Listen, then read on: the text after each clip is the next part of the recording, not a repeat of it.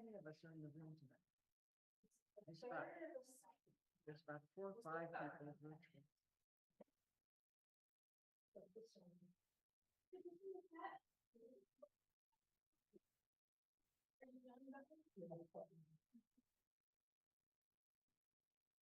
Yes, you do exist. You are. Not been associated with my and I didn't, it wasn't 3 years ago. No, it hits everyone differently. And I wonder if the older you are, if it's harder. I think so. That's the thing that I had. Maybe they don't need. Well, Jesse and say, we were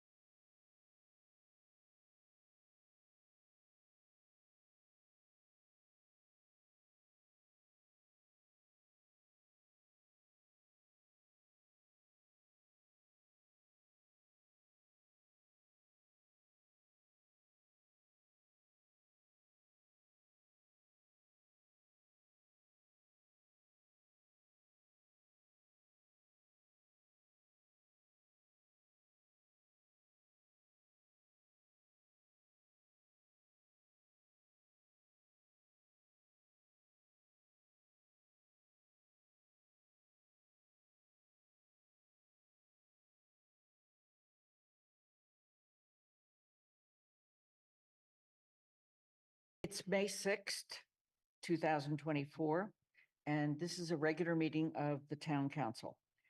The open meeting law allows us to continue holding meetings remotely without a quorum of the council physically present. However, I want to note that there are 7 of us in the room and several councilors are remote.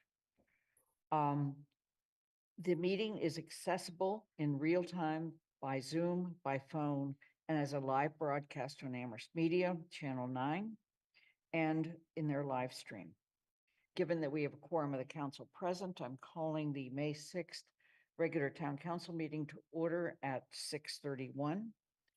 And I'm going to now take roll and ask councilors to indicate that they can hear us and we can hear them. Pat DeAngelis. Present. Anna Devlin Gothier. Present. Counselor Ette. Present. Lynn Griesmer is present. Counselor Haneke. Bob Hagner. Present. Counselor Lord. Present. Pam Rooney. Here. Counselor Ryan. I'm present. Kathy Shane. I'm here. Thank you. Andy Steinberg. Present. Jennifer Taub. Here.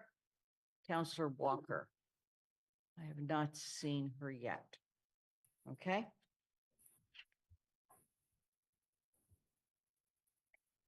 There's no chat room for this meeting. If you have technical issues, please let Athena and me know. To make a comment or ask a question, please use the raised hand button. If technical difficulties arise as a result of utilizing remote participation, we'll decide how to address that at the time. It does mean that this discussion could be suspended if we have to. There will be one general public comment period tonight. And it will include anybody who wants to comment on anything and on the items on the agenda, including the Amherst Hills.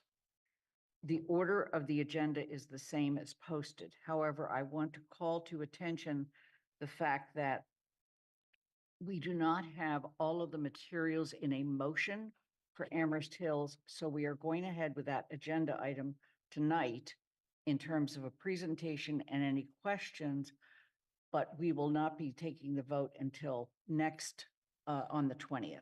We didn't receive all the final materials we needed in time for the legal counsel to review it and formulate the correct motion.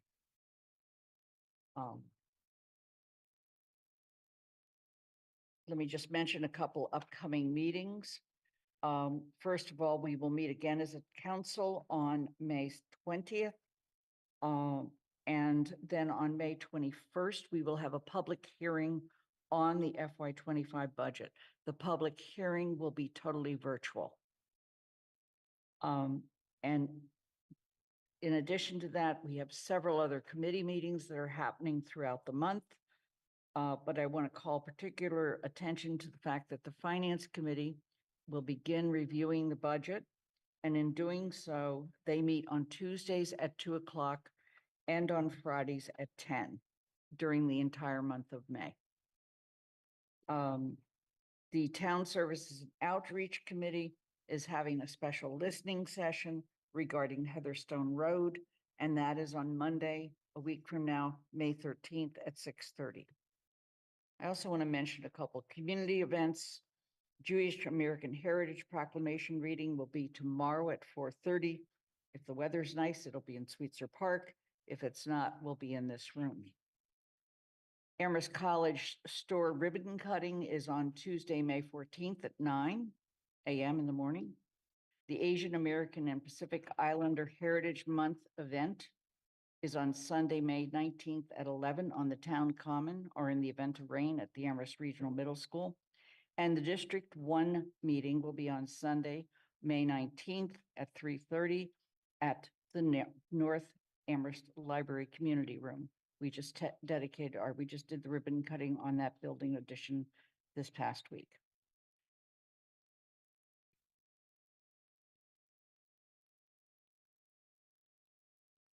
Hi. Alicia, can you just push your button and say, yes, I can hear you? Yes, I can hear you. Thank you so much. So all counselors are present with us this evening.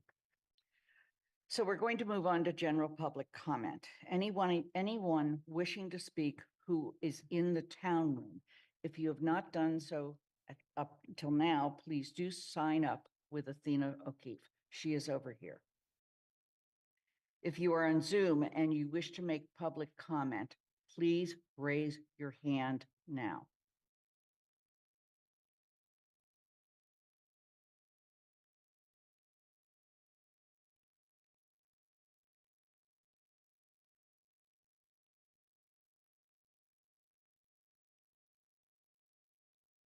Right now, I'm only seeing 2 people on Zoom. If you're on Zoom and you would like to make public comment, please raise your hand now.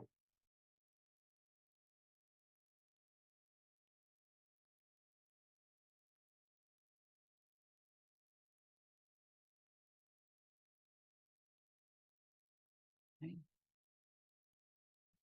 I'm gonna have a 15. 15. Okay. Public comments on matters within the jurisdiction of the town council resident are welcome. Residents are welcome to express their views, in this case, for 2 minutes. The council will not engage in a dialogue or comment on a matter raised during general public comment, and public comments are not reflective of the opinions of the town council. The First Amendment broadly protects individual rights to address the government, to speak, and to express themselves, including their right to say hateful and offensive things. I am generally unable to shut those commenters down under the First Amendment to the U.S. Constitution unless their level of speech falls within an exception articulated by the courts, such as fighting words, true threats to a particular individual, harassment of a particular individual, or incitement of imminent lawless activity. If a question exists as to whether a particular speaker is engaging in unprotected speech, I must defer to the principles of freedom of speech. With that, we will recognize speakers in the order in which they have signed up, and we will rotate between Zoom and in person. There are 3 people on Zoom. Let's start with the room. Nina Menken, please come up and state your name and where you live before you make your comment. Thank you. Hello, counselors. My name is Nina Mankin. I live in Amherst, Mass, in North Amherst. Thank you for your service. I am here to talk about the proposed increases in the different departments in this upcoming budget, with a very strong request that the education budget for the regional schools not be any less than any other department. I am also, there was recent information that's been passed along to us about an unofficial audit done by high school students of the budget, in which they have identified a significant amount of additional funds that were in the budget as duplicate funds. This is in the amount of upwards of $2 million.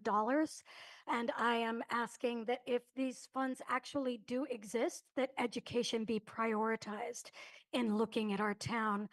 We are about to bring in a new superintendent, and I am hoping that we can move across departments to be able to support that person in succeeding. I see really disturbing siloing across departments in this town, as I've experienced watching people discussing the education fund. I understand that our schools are demographically getting smaller, and I ask that we all look at this problem from a systemic point and stop slashing things to try to just meet a budget. And I again thank you so much for your hard work, and I ask you to not cut the education budget more than you possibly can, and to prioritize it. Thank you. Thank you. We're going to go to Ken Rosenthal. Please enter the room, state your name, and generally where you live. Thank you. I'm Ken Rosenthal. I live at 53 Sunset Avenue. I want to compliment and thank Sunrise Amherst for having a critical review of the budget. Sunrise Amherst is a group of local public high school students who live in Amherst, and I think they have done a wonderful job, and it's very encouraging to see their interest and their work. I also want to take this opportunity to go on record in thanking Hilda Greenbaum for her wonderful donation to make it possible to have the renovation at the North Amherst Library. Paul Bockelman revealed her name at the ribbon cutting last week, and we were all so pleased to know that it was Hilda who made that possible. It's a wonderful, wonderful library. I'm sorry Hilda was not there for illness, and I just wish her well. Another person who was absent, I believe, and I could be corrected, is the executive director of the library, who was not present for the ribbon cutting at her own North Library branch. I hope she is well. I'm sorry she was not there. It's a place where she should be to receive the compliments of all of us for the work done on the North Amherst Library. Thank you very much for this opportunity to speak. Thank you for joining us, Ken. We'll go back to the audience. Vince O'Connor.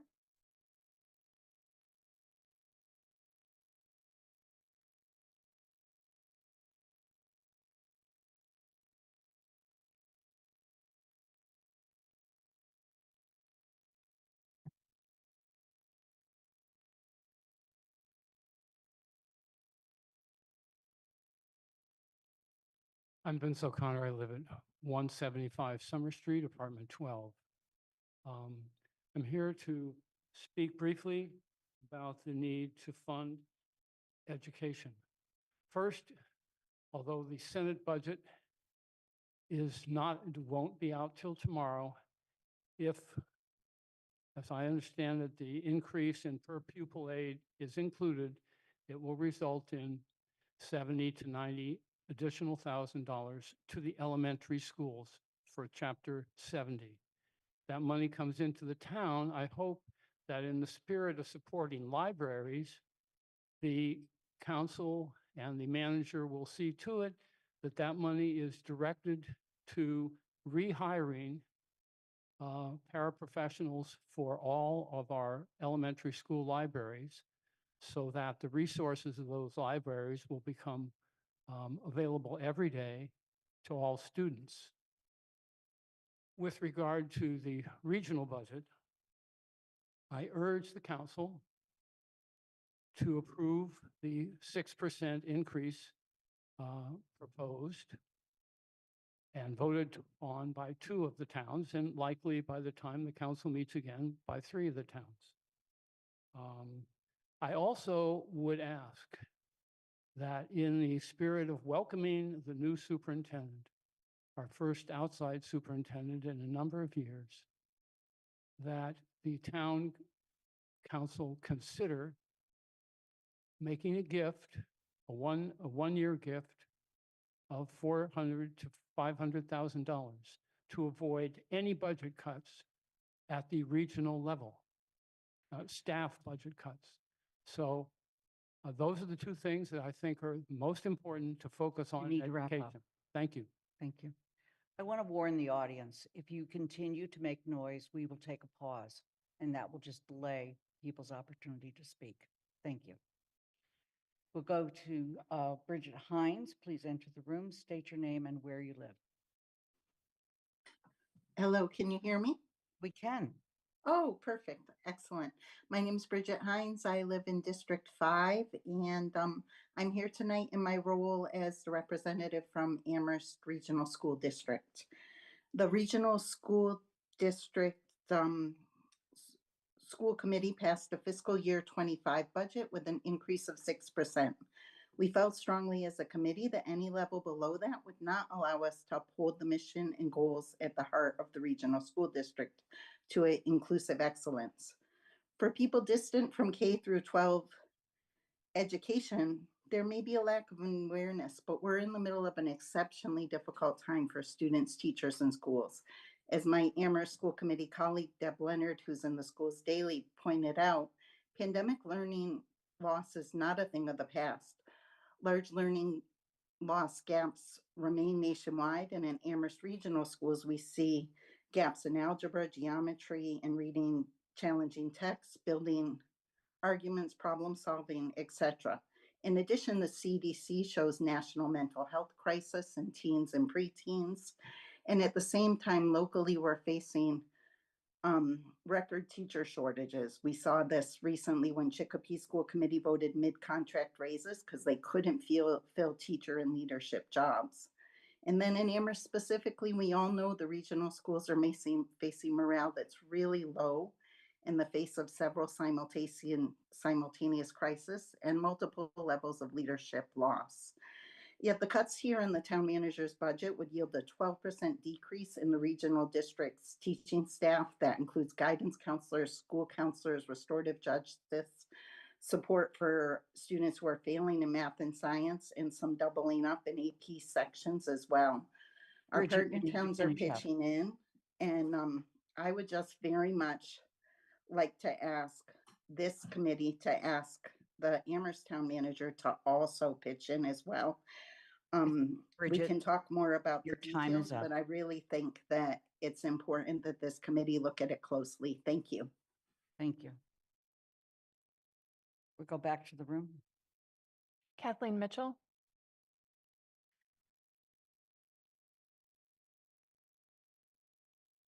Hi, my name is Kathleen Mitchell. I'm a resident of District 5 with 2 children in the schools. I'm frustrated to be here again tonight speaking in support of the school budget. Even after students, parents, educators, our interim superintendent, and our school committee members, the people who best understand our schools and their needs have told you that 4% is not adequate, Amherst is still proposing 4% to the school budget. Even after Shutesbury and Leverett have offered 6% and the Amherst Police Department has been allocated 6%, the schools remain stuck with a 4% increase. I understand that the situation is complicated and that there are difficult decisions to be made. But I also know that the school budget crisis is not a problem created by the Amherst superintendent or the school committee.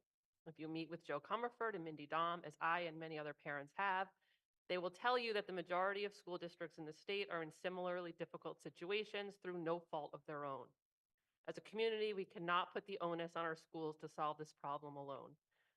And I think what worries me almost as much as my immediate concerns about the future of my kids' education is that I'm not sure that all of you understand the gravity of the situation facing our schools or feel a responsibility to come together to help fix it. Some of the comments that I have heard from town councilors and finance committee members over the last 2 months have come across as condescending and unsympathetic. The tone of these comments is one that I have not heard with respect to other municipal departments or capital projects that have been in need of additional funds. This has been extremely disheartening at a time when it has become clear that ensuring that our children continue to have access to high-quality education is going to take a commitment from all of us. I hope that you will reconsider the increase allotted to our schools and work in partnership with all of us to show our kids that they matter. Thank you. Thank you for joining us, Catherine. We're going to go back to Zoom for the last person to comment there. Tony Cunningham, please enter the room, state your name and where you live. Thank you. Tony Cunningham, District 1. So I wanted to speak about 2 issues, and they're related. One is I'm disappointed to see that the Jones Library Building Project is not on your agenda tonight for presentation and discussion. There's nothing in the council packet about this project, nor is there a packet for the Jones Library Building Committee, which is scheduled to meet within 24 hours. The capital budget shows $1.1 million going toward this project in the next year, and that's money that comes from property taxes that could be redirected to operating budgets such as the regional schools.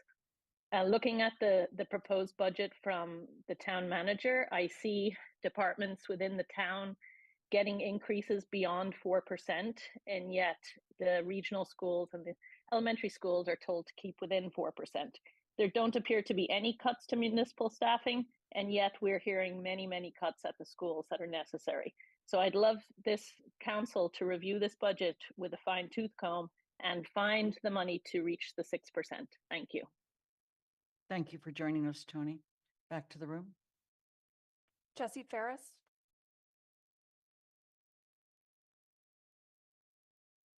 Jesse Ferris of Hopbrook Road.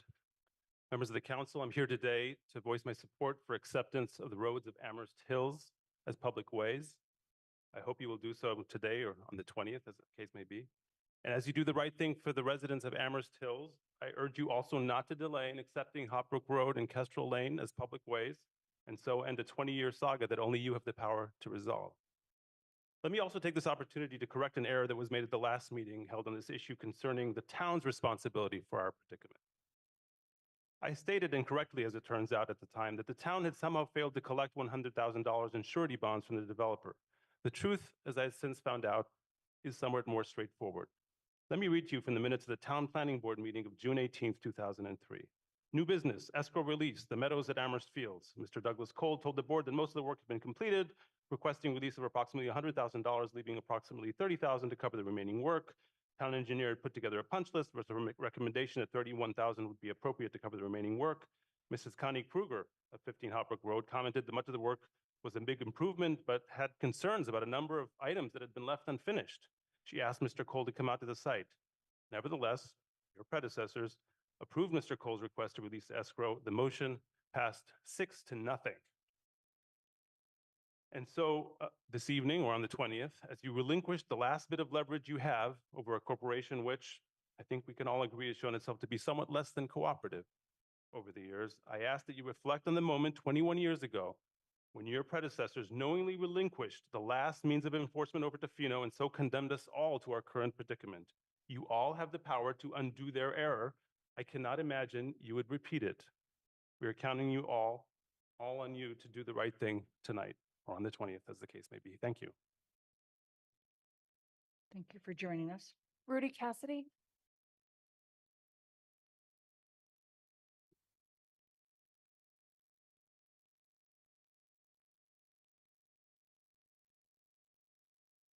Hello there, Amherst Town Council. My name is Rudy Cassidy, and I'm actually a citizen of Belchertown. I have lived there for the beginning part of my life. Then I moved out to Boston, where I was a teacher at MIT Museum and a lot of schools in and around Boston.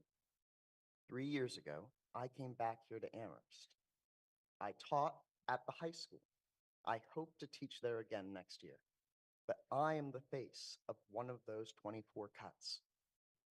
What's happening? So I'm the AP Calculus teacher. I am a geometry teacher who just won the Teacher of Excellence Award, the Pioneer Valley Teacher Excellence Award, and I'm one of your cuts. So when I look at the high school, it's not falling apart like the middle school is, but it has this thing at the end of it called the flex block, and the students are leaving every day for 40 minutes. It's 11% of their educational time. It's 20 days of school. And I've taught in a lot of schools. It is unacceptable. Students should not be losing that much educational time. And the reason why they are is because of the current schedule and the way that the school is being funded. Now, I've met the new coming superintendent, and she's amazing. So Dr. Herman, she can really turn the school around. And I want you to give her a budget that she can do that with. Now, they did tell me that I could move down to the middle school since my position was being cut. But I don't want to go to the middle school. I'm a calculus teacher, number one. I will find a community to serve. I've already been applying to other jobs. I don't want to leave. My hair is Amherst colors. My life is here in Amherst, and I want to support this community, but I can only do it with your help. Please, at least the 6%. Thank you for your comment. Lauren Mills.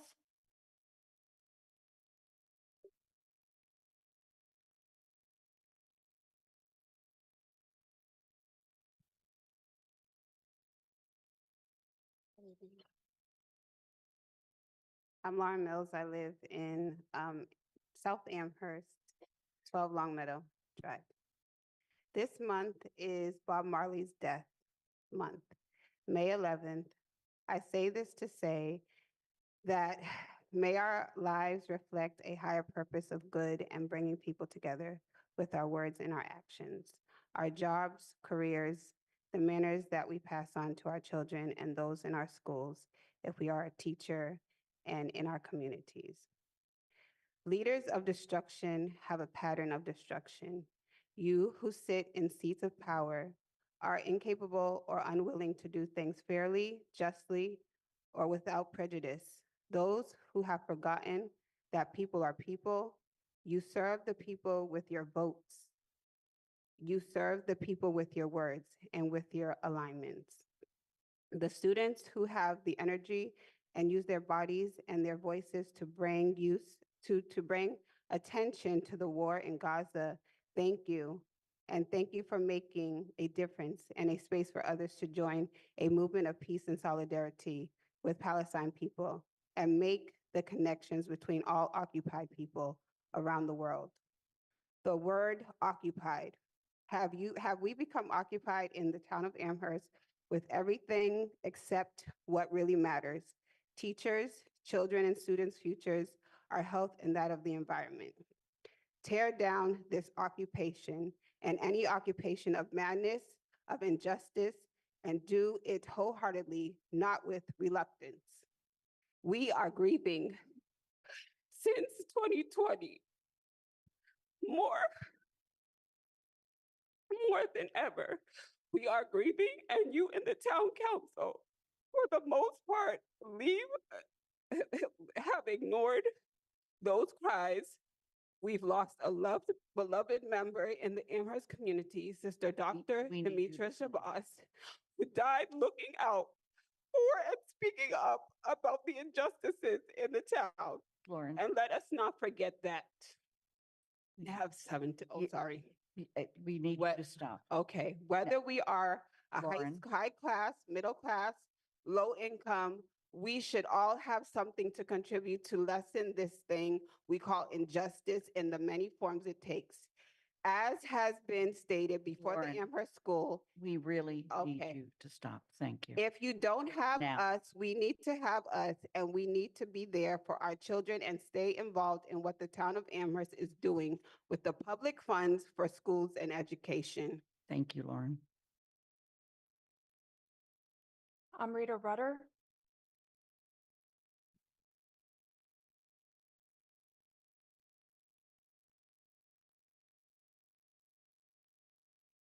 Hello, my name is Amrita Rudder, and I'm a former resident of District 2, a senior at Amherst Regional High School, and one of the co-hub leads of Amherst Sunrise. I'm here to speak in favor of a 6% budget increase for the schools. I've watched the school budget be cut every year that I've gone to Amherst Regional High School. And every year it has been destructive, but manageable. This year is different. $1.8 million cut from our school would devastate our school. I can see it in my teachers' eyes. I can hear it in the halls as friends talk of their families moving from the district if the budget passes. I can feel it in the building with us. Education is a public right. Without this school and the hard work of teachers like Mr. Buford and Ms. Peters, two of the people that will potentially be affected by these cuts, I truly don't know where I would be. It boggles my mind to see our schools as deprioritized as they are. Under the library at the 4.5 increase, under the police at a 6% increase, under the 10 new vehicles we bought for this year for no reason. It boggles my mind that I can stare the $3.4 billion endowed institution in the eyes and have them tell me that they have no room for us in their operating budget. If the 4% budget passes, families will move out of the district. Enrollment will go down, revenue will go down. If the 4% budget passes, my teachers who have been fighting for as long as I can remember will have to pick up the broken pieces of this school district and make it into something. I want to leave this district better than I found it. In lieu of that, I want to leave this district functional. I want to go off to college without worrying about my community. That will not happen if restorative justice is cut. That will not happen if we lose guidance counselors, prep academy, if we overburden the Bright Room. There are 100 ways to fix this problem. Redistributing money from the library, from the police, from the around $2 million we found in vehicles already purchased last year, demanding money from Amherst College with a clear plan on how it will help the district, Please wrap up. crowdfunding from the Amherst College alums. You only have to choose one. Please appropriate a 6% budget increase to the schools. This is more than a budget cut. We need you This to is stop. the end of a good school district. Thank you. Delaney Cheng.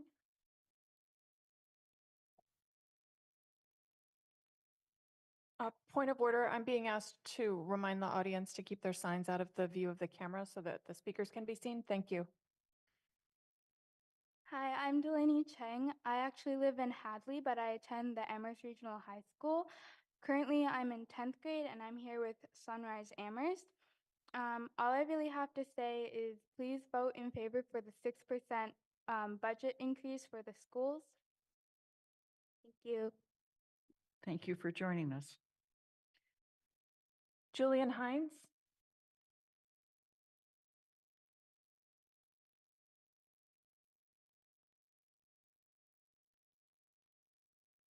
Good evening. Thank you. My name's Julian Hines. I live at 41 Pine Grove in District 5 in Amherst, and I am one of the co-hub leads at Sunrise Amherst.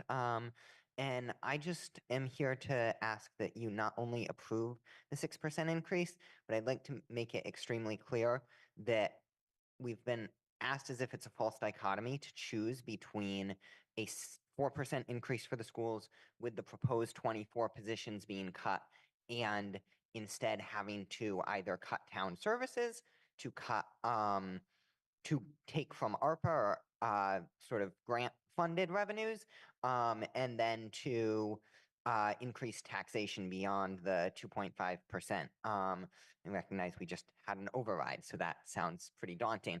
That being said, I think it's important that we recognize that we have an increase in the library project that is at this point unsustainable to the town. And that amount of money will also result in the town not taking out loans, not paying interest, et cetera, if we abandon or scale back this project.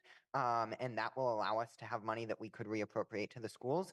We've also identified around $2 million in capital errors that we could use to reappropriate for the schools for an additional 2%, which I believe would fund up to 5 years in total. And then in addition to those things, we also have many capital line items that we could push back a few years or reduce the capital budget by about 1 to 2% and provide more continual funding for the schools as Leverett and Shutesbury have already agreed to, and Pelham looks in that favor as well. So thank you very much for hearing from us tonight and for hopefully adjusting the budget. Thanks for joining us. Allegra Clark?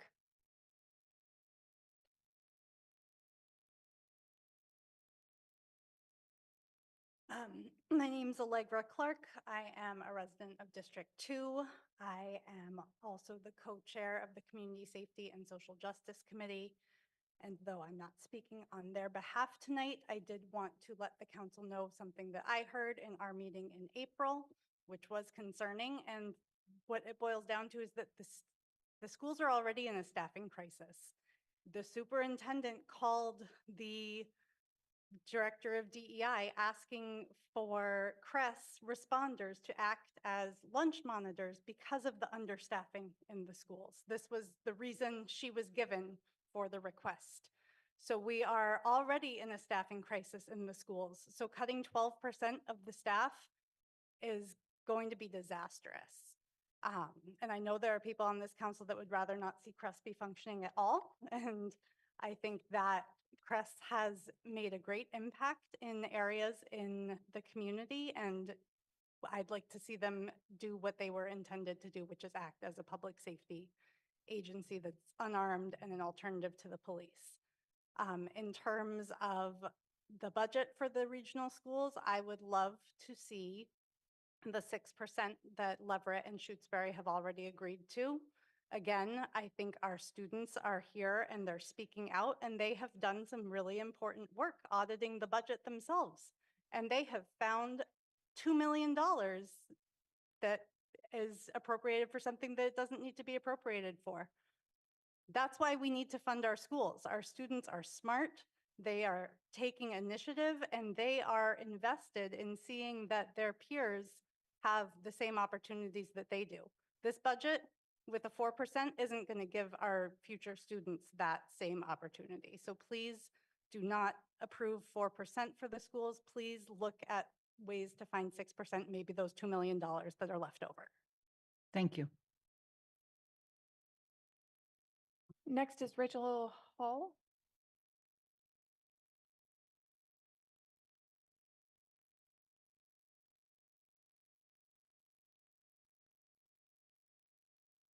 Hi, my name is Rachel Hall. I'm a member of the Amherst community, and I have 2 kids in the Fort River Elementary School. I'm here in support of the 6% increase, not because I'm an expert or well-spoken or articulate in this field. I have a background in systems of oppression, funny enough. What I do know is that you always seek the advice of those closest to the system being impacted, which would be our teachers, our students and children and our families. And they've spoken very clear that this 6% increase is needed to keep us at base level, to keep not folks underwater, to keep not folks mentally at risk. I'm confused because we moved here from out of state because the schools were raved about and that everyone said we invested in our students, that Amherst schools were renowned in investing in student success.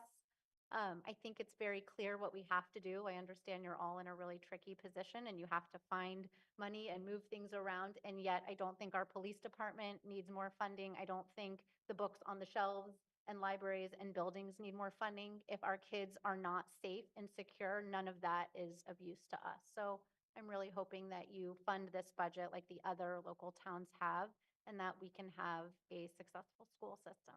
Thank you for your time and energy. Thank you for joining us. James Master Alexis.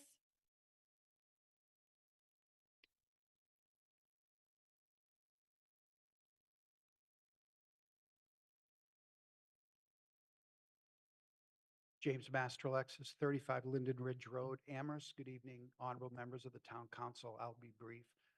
I am the group leader of 50-plus homeowners that live in Amherst Hills, and I'm here tonight in support of accepting the roads of Amherst Hills as public ways. I know you've moved that question off to the 20th, and that's okay. I understand that whatever you're waiting for, you need to wait for some information on the 20th, and that's perfectly fine. I understand how this works sometimes. I'll be back on the 20th, but I wanted to say, in the last 4 years that I've been involved in this issue, there have been some questions about our neighborhood, but all those questions have been answered, I believe. And the only question that I think will be before you is, are our roads in proper form and built to town specifications to be accepted as public way? I think the answer to that is yes. I'm not the town engineer, but from what I'm told, the town engineer believes that they are. I want to thank a few people, and I will be very brief. I know you have a lot of people that you need to listen to. I'd like to thank the planning board that has voted every single time on our behalf and in support of our neighborhood, and most recently unanimously. I'd also like to thank Miss Brestrup, who I see up there on the Zoom, for talking to me every time that I thought I needed to talk to her, and to be a very professional woman and to help our neighborhood. I want to thank Mr. Bockelman, who also was very transparent and responsive to us. I wanted to say that I'll see you all on the 20th, and thank you for your consideration. Thank you for joining us. Rich McLean.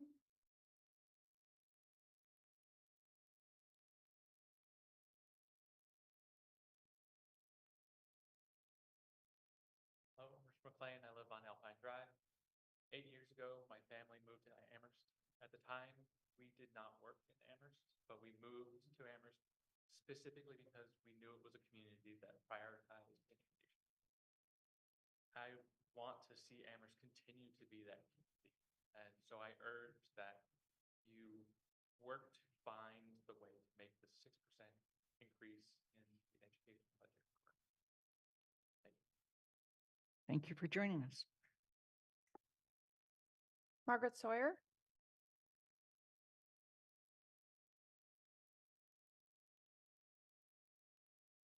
Hello, my name is Margaret Sawyer. I live on Station Road. It's nice to see you all in person. And I came tonight because I grew up in a town that has a slogan that they use. A town is known by the schools that they keep. And to me, that's where I want to keep living. I want to keep living in a town that's known by the schools that they keep. I worked this past year as a student teacher at Crocker Farm. My kids are at Fort River. My daughter is, and those have been, I've seen amazing things in the elementary schools. My son started at the middle school this year, and it has not been easy. We all know that it has been a lot of heartbreak for the staff there. It has been a hard, hard time for many years. When I talk to specialists at the middle school, different people tell me how hard it is, what a hard year they're having, how hard things are. And that makes me really sad. And then I also serve on the site council for the middle school, the site council, site committee. And we talk about how the building's roof was caving in recently and how hard it's going to be to make these cuts. I have friends who work in the Amherst High School who already know that their job is on the line. Things have already changed. There's already fear in the schools. There's already people planning to look for other jobs. Whether you pass this or not, there's already people making different plans because it looks like Amherst is not a school, not a town that's known by the schools that it keeps. The staff and students there, I don't think feel that level of support. So I thank the town for listening. I thank you for hearing from these students. I hope you will more. And I also thank the school committee and Shutesbury and Pelham, Leverett, excuse me, for stepping up. And I hope that we do too. Thank you. Caridad Martinez.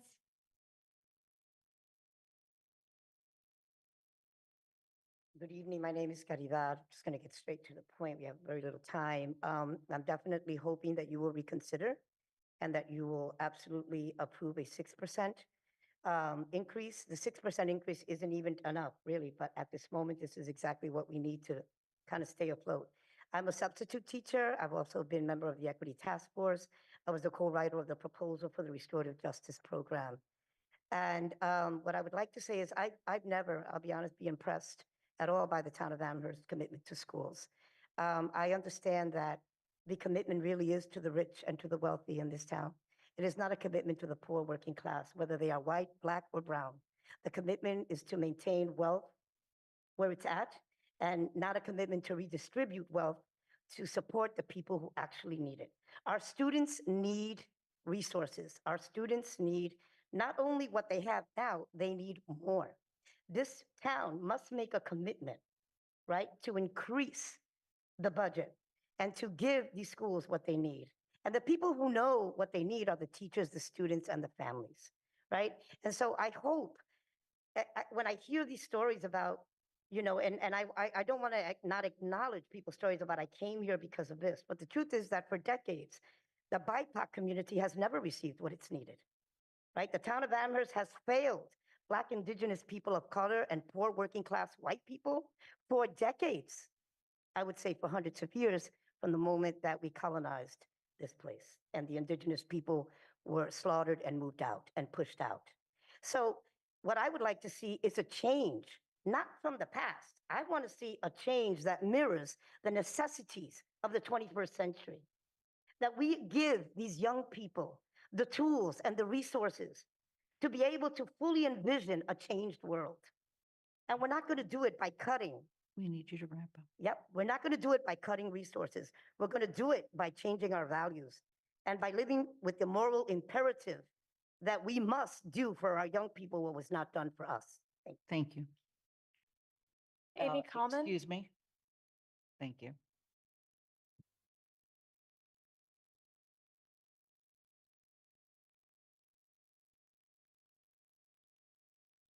Good evening. My name is Amy Kalman. My pronouns are she, her.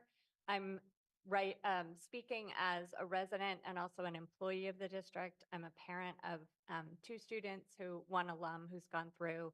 I'm also an alum of Amherst College. I work with students who are not always represented here. So the regional school district budget cuts impact all students and are particularly damaging to students who are non-traditional neurodiverse learners, English language learners, students who struggle academically, students from families with limited financial resources, and students with disabilities. They are disproportionately impacted and their voices are underrepresented in this forum. The lack of transparency about the cuts impacting students served by the Special Education Department, the English Language Learning Department, Prep Academy, a Tier 2 non-special ed intervention for students who struggle, and special education gen ed co-taught classes such as science at the high school is extremely concerning. Counseling services and restorative justice programming are also vital for these students' social emotional support and development. Robust elective offerings are also what keeps many students engaged in learning and keep coming to school. It has been a challenging year in special education at ARHS and ARMS.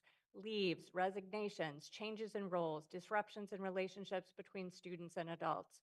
One of the proposed budgets, this lower one, rejected by the school committee, is for close to a 2.0 high school cut in special educators. Teachers, not paras, such as academic skills teachers and liaisons who directly teach, provide special education services and case management legally required for students with a disability on an IEP. I come from a family of educators from Concord, New Hampshire, where Krista McCullough, Please a conclude. social studies teacher at my high school, commented, "I touch the future, I teach." Truly, the most profound impact our tax dollars can Please. have is to invest in our youth.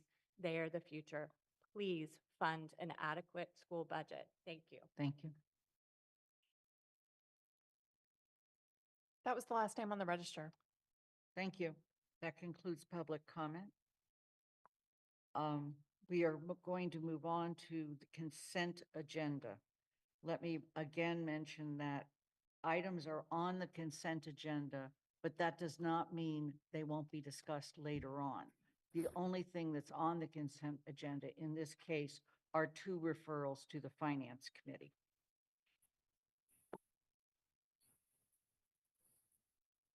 The items were selected because they were considered to be routine. If you would like to remove an item, please say so after I make the initial motion. To move the following items and the printed motions thereunder and approve those items as a single unit. 8B, referral of FY25 budget to the Finance Committee.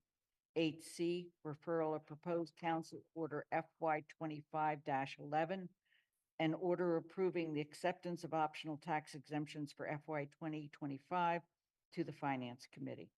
Is there anybody who would like anything removed? Is there a second? Shane seconds. Thank you. We're going to go ahead and start the vote. I'm going to start with Anna Devlin Gothier. I appreciate, I'm an I, and I have a question. Yes. I just wanted to clarify that the items in our packet were updated pretty close to the meeting. And so for folks who had referenced those items, it might be helpful just to note that they should review the packet again for updated, corrected versions of those documents that are being referred. Thank you. Yep, and I'm an I. Counselor Ette? Aye. Lynn Griesmer is an aye. Counselor Haneke? Aye. Bob Hagner? Aye. Counselor Lord? Aye. Pam Rooney? Yes. Counselor Ryan? Aye. Kathy Shane? Yes. Andy Steinberg? Aye. Jennifer Taub? Yes.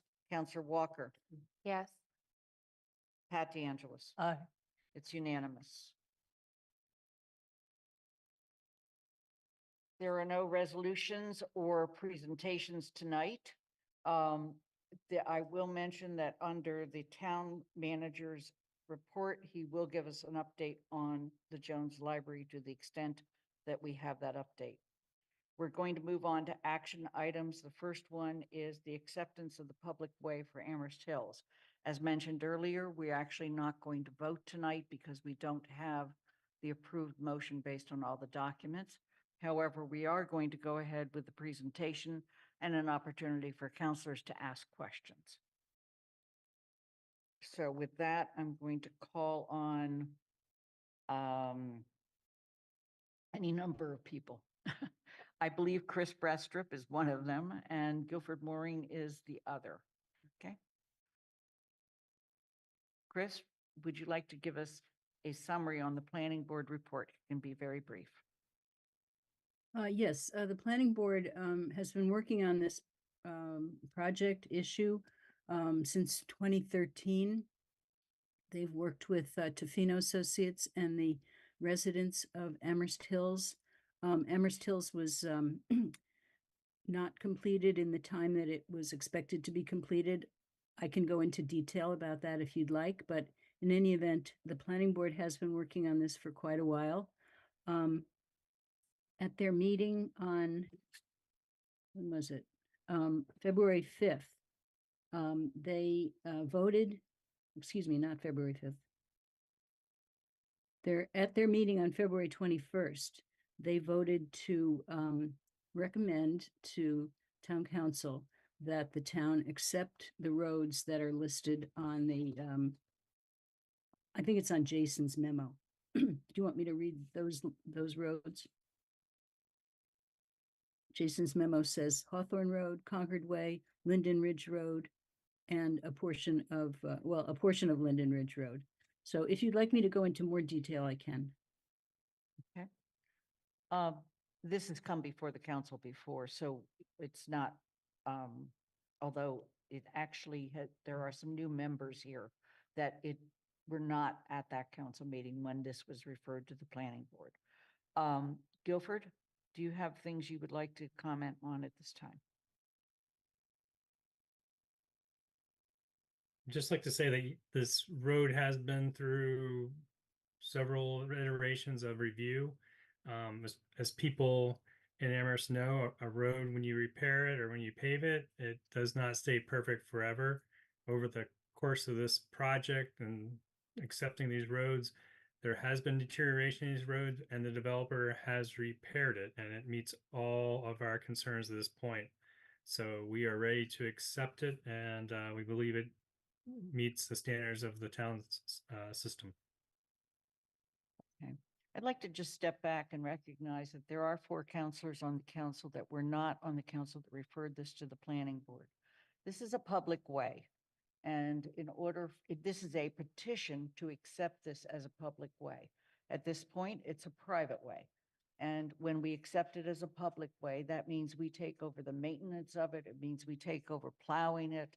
We basically, it becomes one of our roads, the town's roads. And so this has gone through a process of, as people have mentioned, it's gone through a process of review. It's also gone through a significant process legally as well as repair. So but please, as you are members of the council and you would like to have more description or discussion, please ask questions, because this is not the last time a public way will come before us for acceptance. Okay? Pat. Thank you. I'm concerned not about Amherst Hills per se.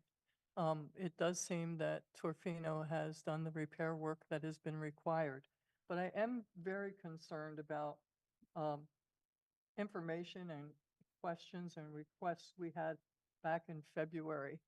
I think it was February 5th. And so I have some questions that I need to have answered before I can support anything. And what basic question is, at that time, Ted Parker agreed that there were sureties for the Amherst Hills project that would not, that weren't going to probably be used, and that they would then, that money would be given or kept by the town with Torfino's approval to use for the Amherst Meadows road issues. I want to know if that's happened and what's the amount of the sureties. We had a request in February for reports from the town engineer on the status of the Amherst Meadows punch list, the bounds and meets of the road as it's constructed, a report on current conditions and any items that needed addressing, questions of the need for resurfacing, and recommendations for acceptance of the road as public ways. And I am delighted that Amherst Hills is going forward. Please know that. But I am directly concerned by the continuation of issues at Amherst Meadows that have not been addressed. So can I get some kind of responses? Thank you, Paul. So you're not being asked to act on Amherst Hills tonight. So that is scheduled for the 20th, as is the Meadows request as well. So, and I think the council had a list of about 6 or 8 things that we need to report back to you, and we'll do that on the 20th, which includes, I'm sorry, which includes those items that you just ticked off. Including the sureties that Sure, Parker yeah, said so, that, yeah, we'll talk about what that looks like at this point in time. in other words, he's not doing it. I don't want to comment on that at this point, but that wasn't the answer, actually. It's more of how it would be done. So I'm sorry. in fact, I believe we all received, I know I received a request from the Meadows Association that they be on the agenda, and we are putting them on the agenda for the 20th. Yes. At which point we will be expecting then an update on all of those items. Okay. Are there other questions about this? Pam Rooney.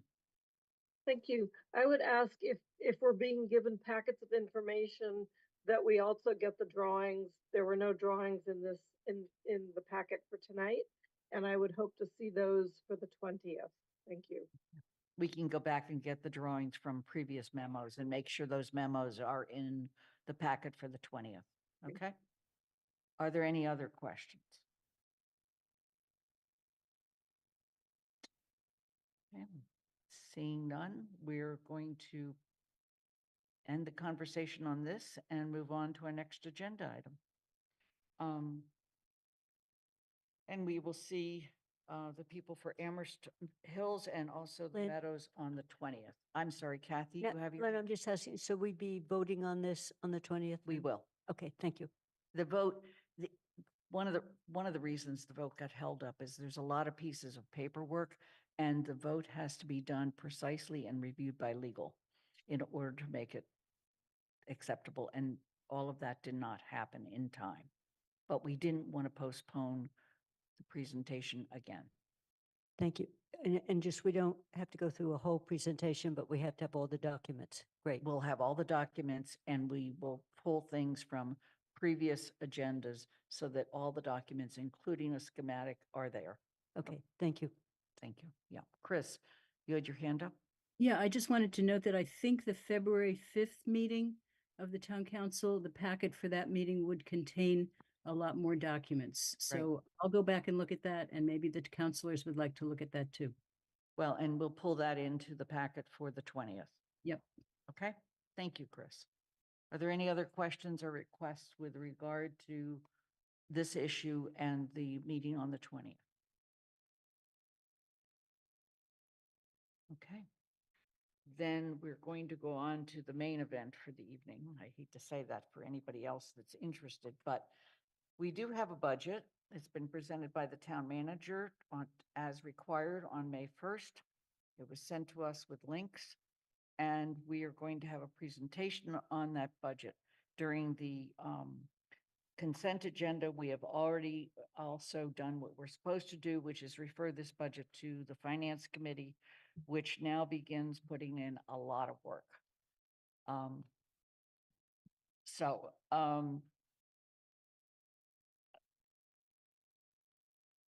Athena, are you going to sit up here with them? No. Okay. Well, first of all, we'd like to welcome, as always, our town manager, but also our former finance director and now consultant Sandy Puller, our co-interim finance director Jennifer LaFontaine, and Comptroller Holly Drake. And I do want to recognize the role that Athena has played in the preparation of this budget. Okay. So, floor is yours. So I'm going to kick off over here. Great. So the first slide, well, so this is submitting your, on May 1st, we, as required by section 5.4B of the town charter, I submitted the FY25 budget to the town council. And so we do have a lot of thank yous, not a lot, actually. You mentioned the people, the team that was really responsible for pulling everything together, and really appreciated Sandy Puller coming out of retirement to help us through this process. It really calmed the waters in many ways and helped us bring this major multiple 100-page document to conclusion. The budget also includes budgets for the elementary schools, the regional school district, and the library, along with the capital improvement program. And just a shout out to Sunrise Amherst for noting, doing such a careful read of that so quickly. That was helpful to us, and we've updated the budget to reflect the discrepancies that they found in the document. So, one of the speakers earlier on talked about the qualities and capacities of our students, and that really showed. So thank you to them. And I thanked them out in the hallway as well. Next slide. So as I said, is that it? Oh, yeah. So as I said, there are 5 elements to the budget: town, library, elementary schools, regional school district, capital improvement program. And then there's 2 other things that form the actual financial basis of the town, which is the community development block grant and the CPA. Those are things either that you've looked at or don't come to you. We're really proud of this document. It's built basically on prior year documents, and we work from that as sort of our basis point. Next slide. So this is going to be a challenging year for us. The regional school district has asked more than the budget coordinating committee and the town projected we could afford. The other parts of the budget, the elementary schools, library, town budgets, all were able to develop their budgets within the 4%.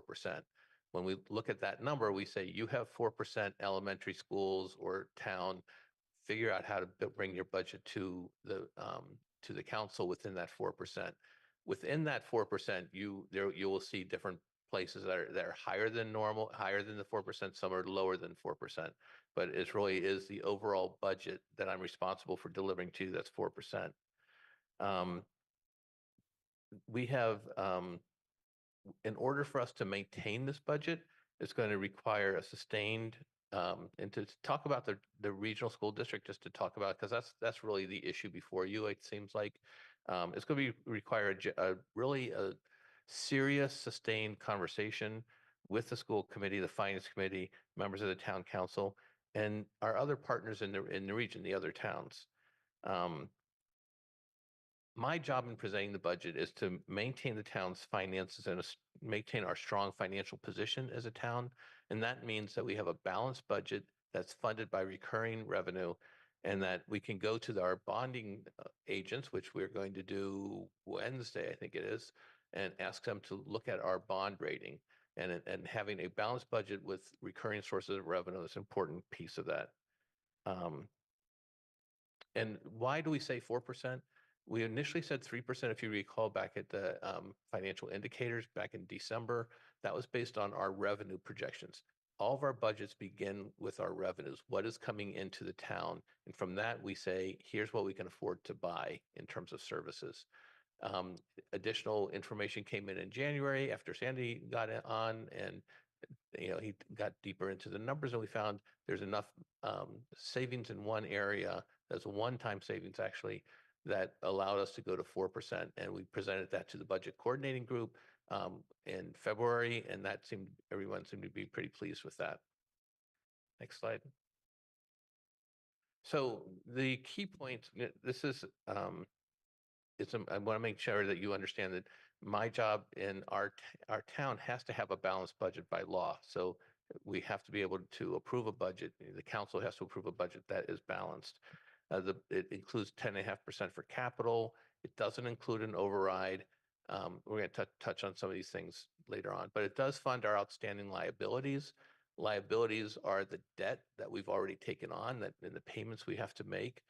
OPEB, which is other post-employment benefits, which is basically health insurance and pension. These are liabilities that we have taken on. We have to continue to make progress on filling those liabilities. We have maintained our reserves because it's really important for a community like ours to make sure that we have enough money for that, what they call the rainy day fund, and that we have to look at this over multiple years. It's not a one-year outlook. And I think that's where the conversation has to focus on as we talk about the regional school district.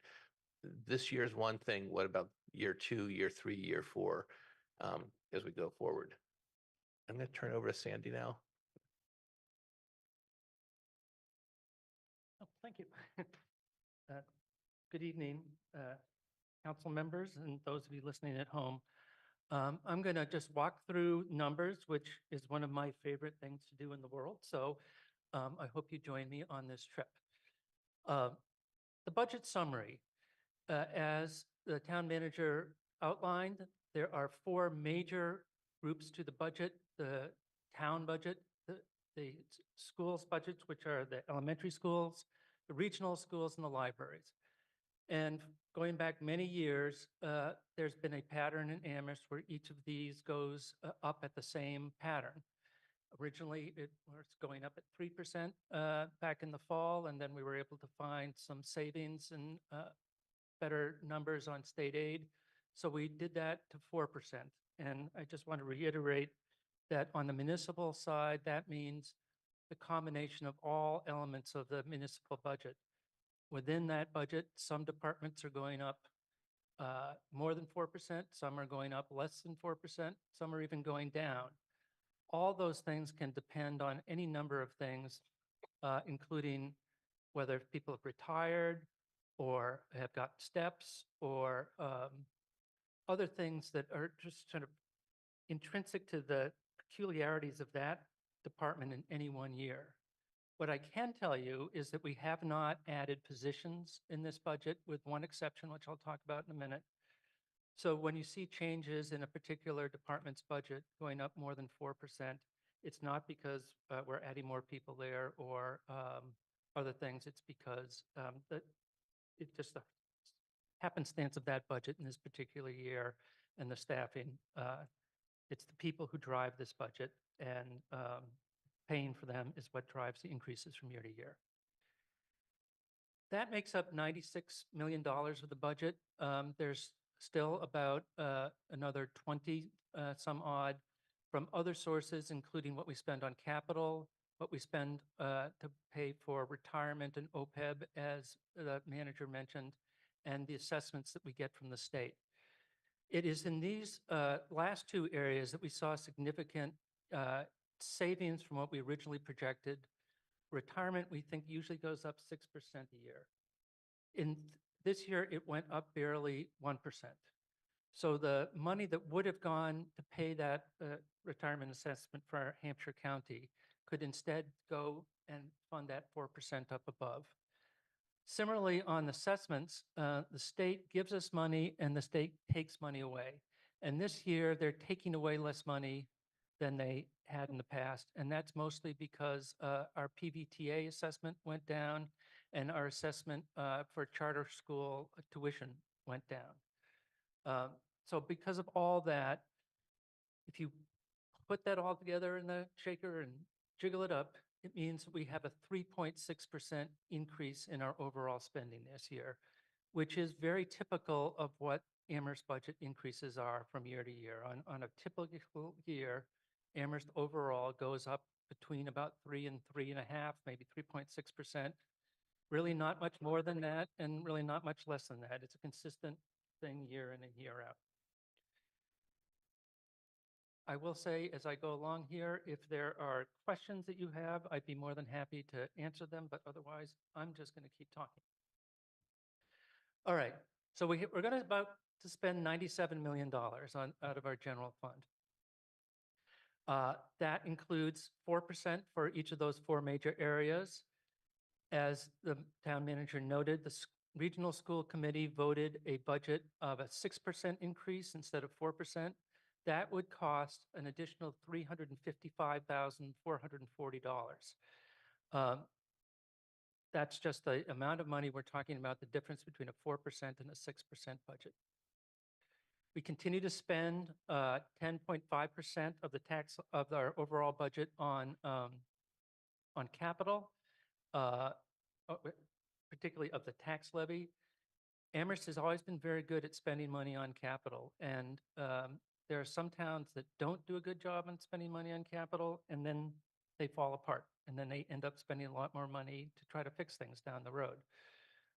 So we've maintained a commitment to capital. I will speak a little more about the details of that and some of the reporting that's been reported on social media today in a minute. We continue to meet our other long-term obligations, health insurance and pensions, and overall, our increased spending is 3.6%. I just want to highlight some of the spending increases. These appear both in the operating budget and in the capital budget. We're spending $1.3 million on roads and sidewalks, including money we get from the state under so-called Chapter 90. We've just started this year under the capital budget funding municipal roof replacements. We have a lot of old buildings in town, and roofs, as Guilford was saying earlier, roads fall apart eventually. Well, so do roofs. And so we are starting to invest in those so that we can maintain the security of our buildings. We are spending $200,000 for technology equipment. We've added $100,000 for stormwater management and $40,000 for more trees. On the climate area, I think trees is a nice segue into this. The town has broken ground on a new net zero elementary school, as you all know. We have created in this budget for the first time an independent sustainability department. It had been in community development, and now it's its own department. In capital, we've started a multi-year project to invest $250,000 in energy efficient and sustainability. We are about to roll out residential heat pump incentive program, and the town has adopted a specialized building code to further reduce greenhouse gases. So we continue on the green path here in Amherst. Community health and safety, a lot of change. We're seeing a lot of change in names and faces at the heads of our police, fire, dispatch, and CREST departments. You can see them in these pictures. Some have been replaced already. Some are in the process. But I'd say this is a very significant amount of turnover. It just happens to be timing for these key departments that help provide public safety across a broad array of methods and programs. The council adopted a residential rental property bylaw, and because of that, we did add a couple of positions to the inspections department so that we can have people to do the inspections of residential properties. So that is the only increase in staffing. It is paid for by new fees that the council voted for, but also while doing that still remains within the 4% of the overall town budget increase. Racial equity and social justice issues. We will, this year we'll bring about further development of the Residential Oversight Board. We have maintained funding for the DEI department, an important department which does a lot of good work, and I think Amherst is really a leader across the state in doing that work. I've worked with a lot of other towns across the state, and I think Amherst does a great job here.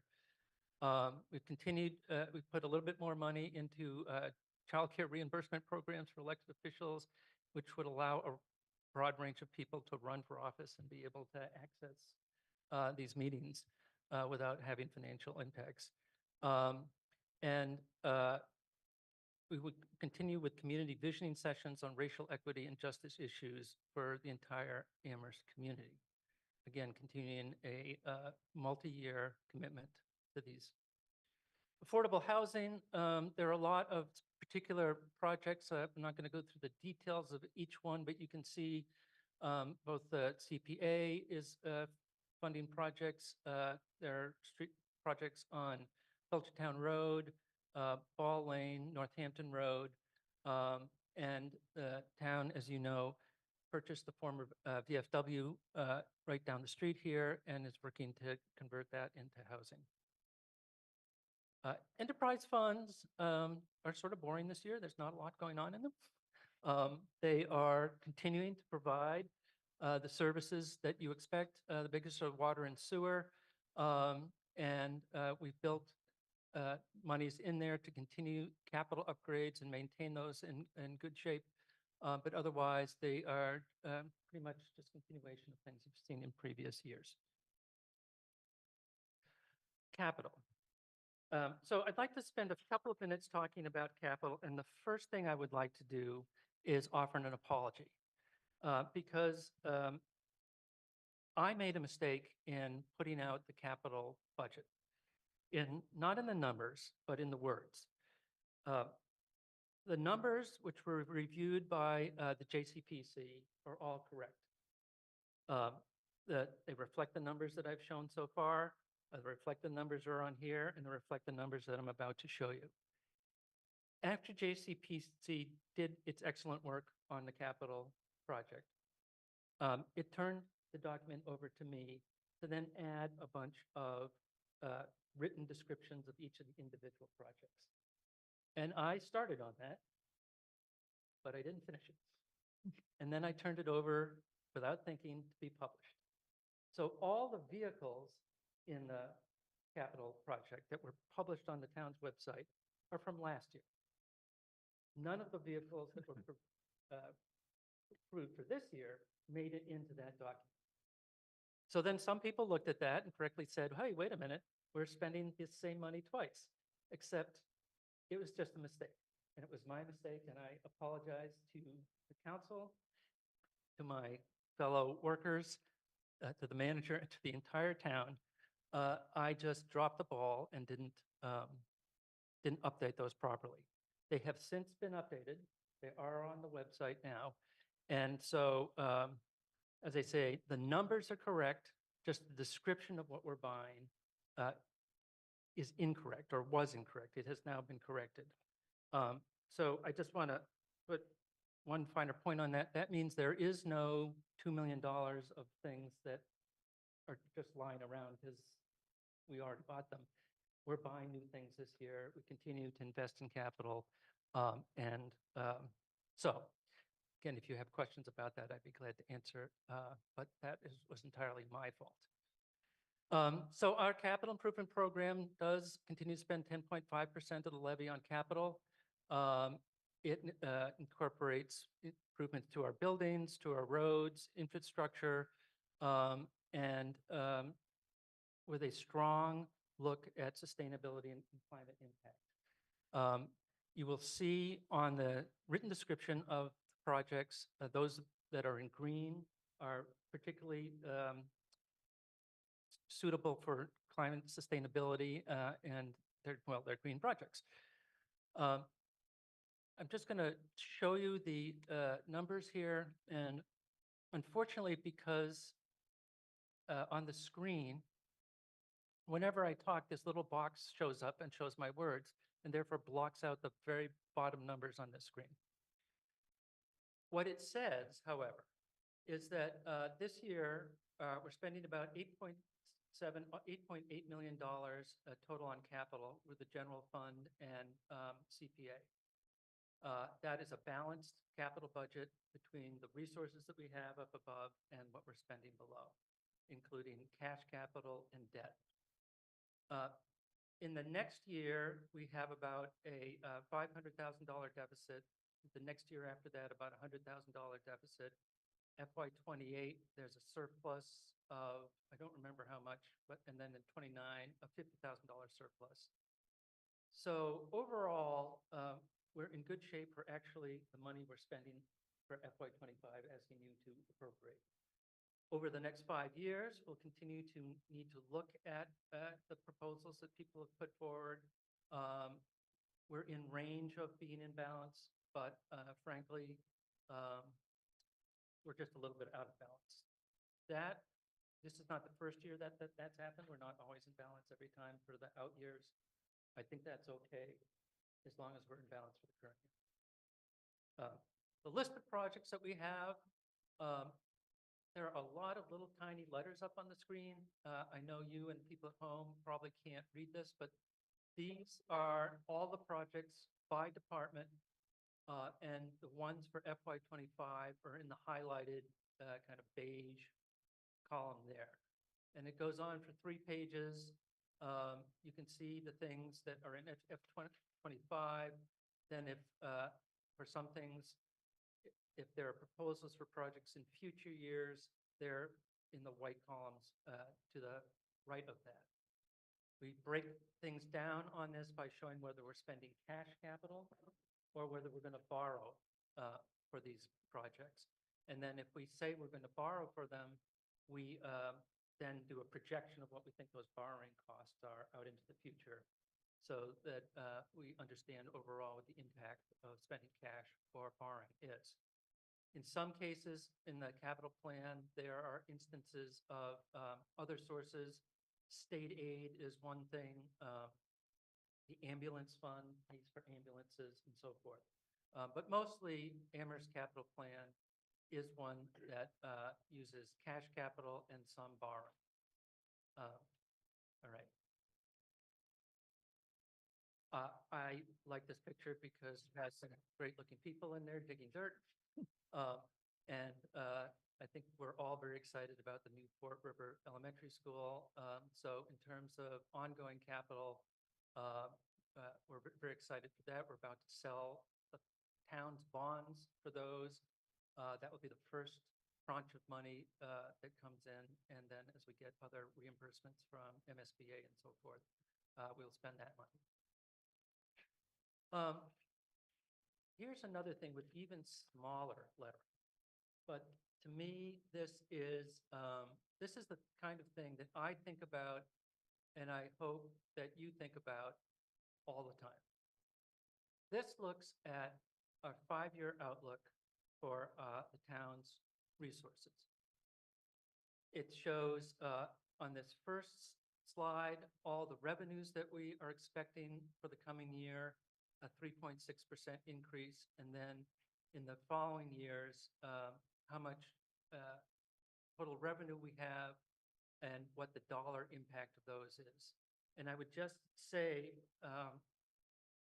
that in each of the forward years, the percentage increase of revenue is going to be, in this instance, somewhere between about 3.25% and 3.75%. That is the kind of town Amherst is. If you were Cambridge, you might have 4 or 5%, because that's the kind of community they are. They have a lot of businesses, they have a lot of growth. When I worked in Arlington, we were probably about a 4% community. But Amherst really is a 3 to 3.5% community. That's who you are, unless there's outside sources of revenue, or unless you do things like have overrides. You're basically stuck being a 3 to 3.5% community. What that means right now with the outlook we have and this forecast is that next year, FY26, so we in the budget office already start thinking about FY26, even as we're putting FY25 together.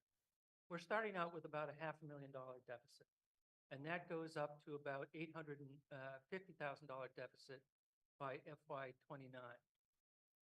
This assumes that spending is going to go up for those 4 major areas by only 2.5%, which is a little lower than we've seen here in the past. So this is the forecast as I inherited it. And it already starts with some deficits.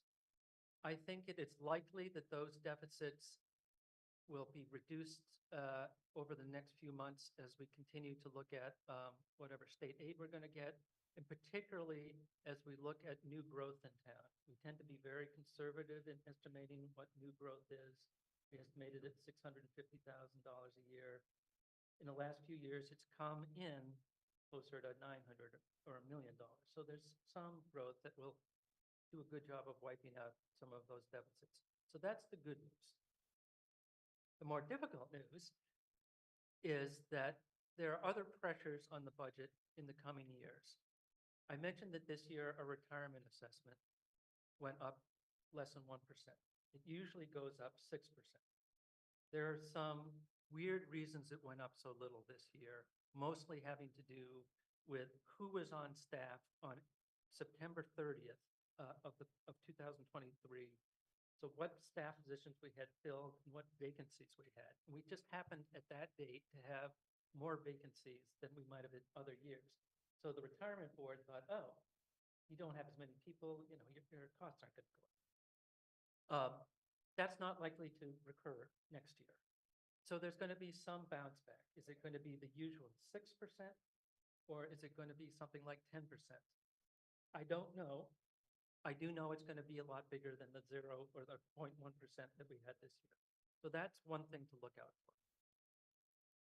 The second thing I would just mention is that we're assuming only a 2.5% growth for the town, the regional schools, the elementary schools, and the library.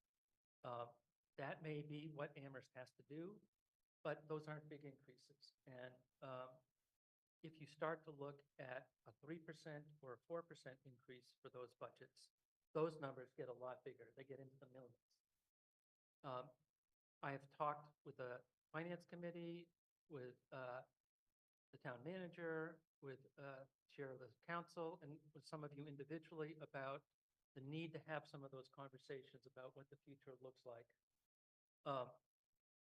I have always said, if you give me the money, Amherst residents, I'm happy to spend. But we're in a situation where they're giving us 3 to 3.5% increases every year, and that's the world in which we have to live, unless we do something else about that. So I just point this out for now. This is how things look into the future. And I think the town is scheduled to and needs to have a lot more serious discussions about what this looks like with some what ifs as we go forward. Yeah, I'm going to take this. Thank you, Sandy. Such a cheery ending there. But it's important because that's the framework that we're working in terms of when we look at the budget, we can't look at FY25 only. We have to look at out years. And as Sandy said, if we start to project higher increases without additional recurring sources of revenue to support those increases, we're going to have a major deficit, and it's going to really impact our operations within a year or two. So it's very serious. When we look at this, there's a lot of the town has always been very ambitious on what we wanted to do. There's lots of challenges in bringing everything in.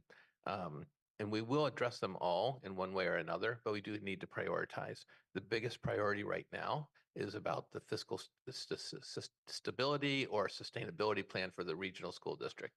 That's front and center in our conversation. We've heard a lot tonight about the needs for the district, but you've also heard tonight about the limits on our revenues. So that conversation has to happen with our school district, with our union reps, with the other towns, with the council. And so, we need to move into a place where that conversation, a very serious conversation, can go forward. The other piece that I know that is a high priority for the council are roads and sidewalks. And then also the major capital projects. They're a little bit in disarray right now. We know we have the school moving forward. We know we have to make progress on the fire and the DPW, and there's lots of questions around the Jones Library and where that stands. So one of our goals before Sandy leaves is to help us revisit that entire major project spreadsheet so you can start to review those. Next slide. So one of the things I talked about was leadership changes that we talked about. And I was thinking about this, and there's a lot of leadership changes going on right now. You approved the police chief. Our fire chief, Tim Nelson, is retiring, and so we'll have a new fire chief. We brought in a new director of community responders. Our dispatch director is retiring, so we'll have a new dispatch director. Our finance director, we're seeking to fill that position. The school committee, fortunately, was able to hire a new superintendent of schools. They're looking for a middle school principal. And then as we expand out, there's a new president at Amherst College and a new chancellor at the university. So much so that the president of Hampshire College is now the dean of all of the 5 colleges. He's only been here like 5 or 6 years. So, and he's relatively new still. And then just as a side note, the directors of the chamber and the bid have taken other jobs as well. So there's a lot of transition happening, and that's not to be, there's always transition. The only thing that's certain is change.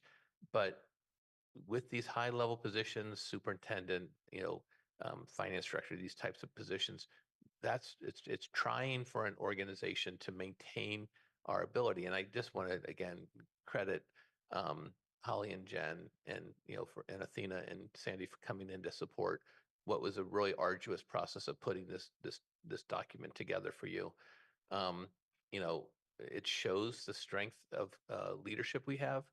One of the challenges, when I got here, people said, well, what's most important? What do you notice about the town? And I knew before I got here that the town had really top shelf department heads, because I'd known them. They were statewide. They were known statewide. What I didn't understand is that we had really strong seconds in command. If you look at DPW, police, fire, finance, across the board, we had really good people ready to step up. What's happening though is a lot of folks don't want to step up. They're like, I like my job. I want to keep doing my job. I don't want to take on what that next job looks like. And I think that's becoming more and more of a challenge for our organization as we start to try to fill these major vacancies. Amherst has very high standards for its department heads, and we really work hard to get excellent people, and we're usually pretty successful at it. But I think it's not just the town of Amherst, it's statewide. We talked about it even today, about the challenges of recruiting and retaining people in the new environment for our town. So I just wanted to really sort of focus on that, because I think that that's sort of a narrative that I've been really thinking about a lot as we move forward through our budget process. And I think that's the next slide. I think that's it. Yeah. So that's it. I mean, I want to say, we've got some good stuff happening here. We have solar on the landfill. We have a new school coming. The North Amherst Library, for those of you who are there, is just so gorgeous. The North Common is taking shape. We have new parks at Groff Park and Kendrick Park. There's a lot for us to be proud of. And I think we should sort of take a minute and think back, like what we have accomplished, because it's so easy for us to be in the weeds of the challenges of the moment. And we always overcome those challenges, but we often don't lift our heads up and look back at what we've accomplished. So as a community, there's a lot that we should be proud of that we're moving forward on. So we're here to answer questions, but be aware that, we are well aware that this budget will be torn apart by the Finance Committee over the course of the next month. There will be a public hearing on it at May 21st, and then there'll be a public forum on the capital budget on June 4th or 3rd, something like that. 3rd. And then the budget will come back with a Finance Committee recommendation in June, and then you'll have a month to look at it and again, paw it and decide where we want to go. So thank you for your time. So let me begin by just saying thank you. This is, whenever I look at our budget document, I go, yow. This is not just a small document. This is, the equivalent of a dissertation. And in this case, fortunately, being able to be done by a committee. So we really want to thank all of you for everything that you did, and for our department heads who have worked so hard to come in and beg for money. I had to do that for the town council, by the way. And, sometimes they get what they want, and sometimes they don't. Most often they don't. But we want to thank you for putting the full picture together and recognize that it is no small feat. And as a team, you've done a great job. So with that, I'm going to start calling counselors. Andy. Yes, I'll just repeat quickly the same thing that you just said, but I don't have to go into as much detail as you did. Thank you for all of you who put the budget together and have been managing finance department in what's been a very difficult year. It's been really impressive how we've continued to go forward. I did have one question, Sandy, and that is on the 5-year projection. I was curious whether there were any places where you didn't mention that might bring some additional revenue. And the one that I thought about in particular was under local receipts.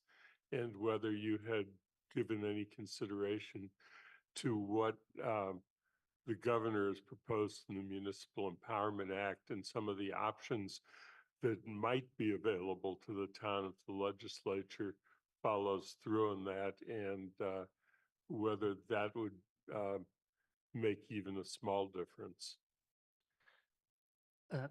Thank you. I have looked at that within the Municipal Empowerment Act 2. They have proposals to allow municipalities to increase their motor vehicle excise tax by 5%, to increase their meals tax, I think by going from the hotel tax from 0.75% to 1%, and the meals tax another 1%.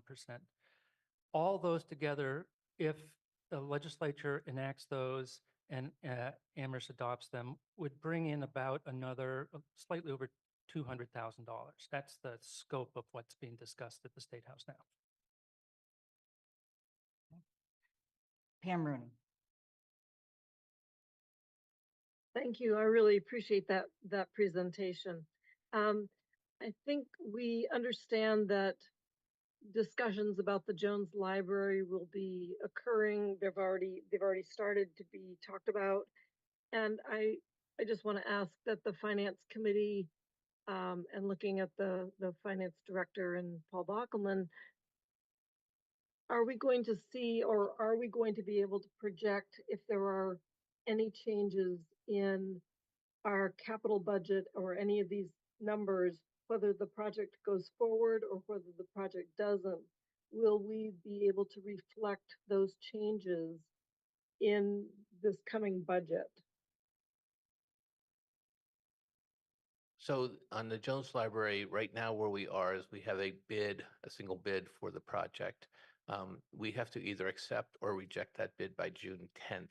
So the answer is, prior to when you adopt this budget, you will know whether the status of that project, of the Jones Library project. And if not, we'll be able to quantify what that looks like in the budget totally, in terms of the impact, where it lives in the budget. You'll be able to see what those numbers are. Okay, Pam, so we would see the ramifications one way or the other. In other words, Yes. good. Yes. George? Yeah, one takeaway I get from this presentation, and again, thank you all for what you've done, is that a conversation or conversations will need to take place over the next couple of weeks, I take it, within the next month at least, involving the major players. So I'm wondering if we can get some sense of who, when, and where these conversations take place. I assume it's something beyond what would normally take place at the FinCom discussions. And I'm not envisioning them taking place during a council meeting. So I'm just asking what, where, when, and who. Can you just clarify, George? Do you mean about the budget, or do you mean about specific issues? Well, yeah, what came across to me very clearly is the issue is a many-year issue, and involves thinking about a longer range set of questions. And I took away from what the comments that Paul made is that there needs to be some serious talking amongst parties, including the regional school committee, the union, the council, and with the financial facts in front of us. And that's what I'm asking about is when will that take place? How will it take place? That's my question. Yeah, no, that's an excellent question. It's something I've talked about, and we had actually talked about this last year, quite honestly, when Sean was here, about a fiscal stability group that was mostly staff driven. I think it's beyond that at this point. I think we really do need the elected leaders to come into a room and start to have some of those sort of pointed conversations.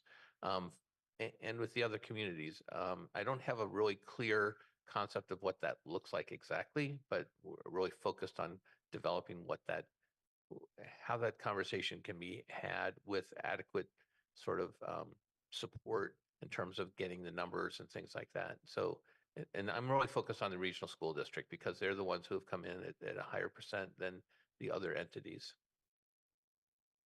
Okay. Kathy?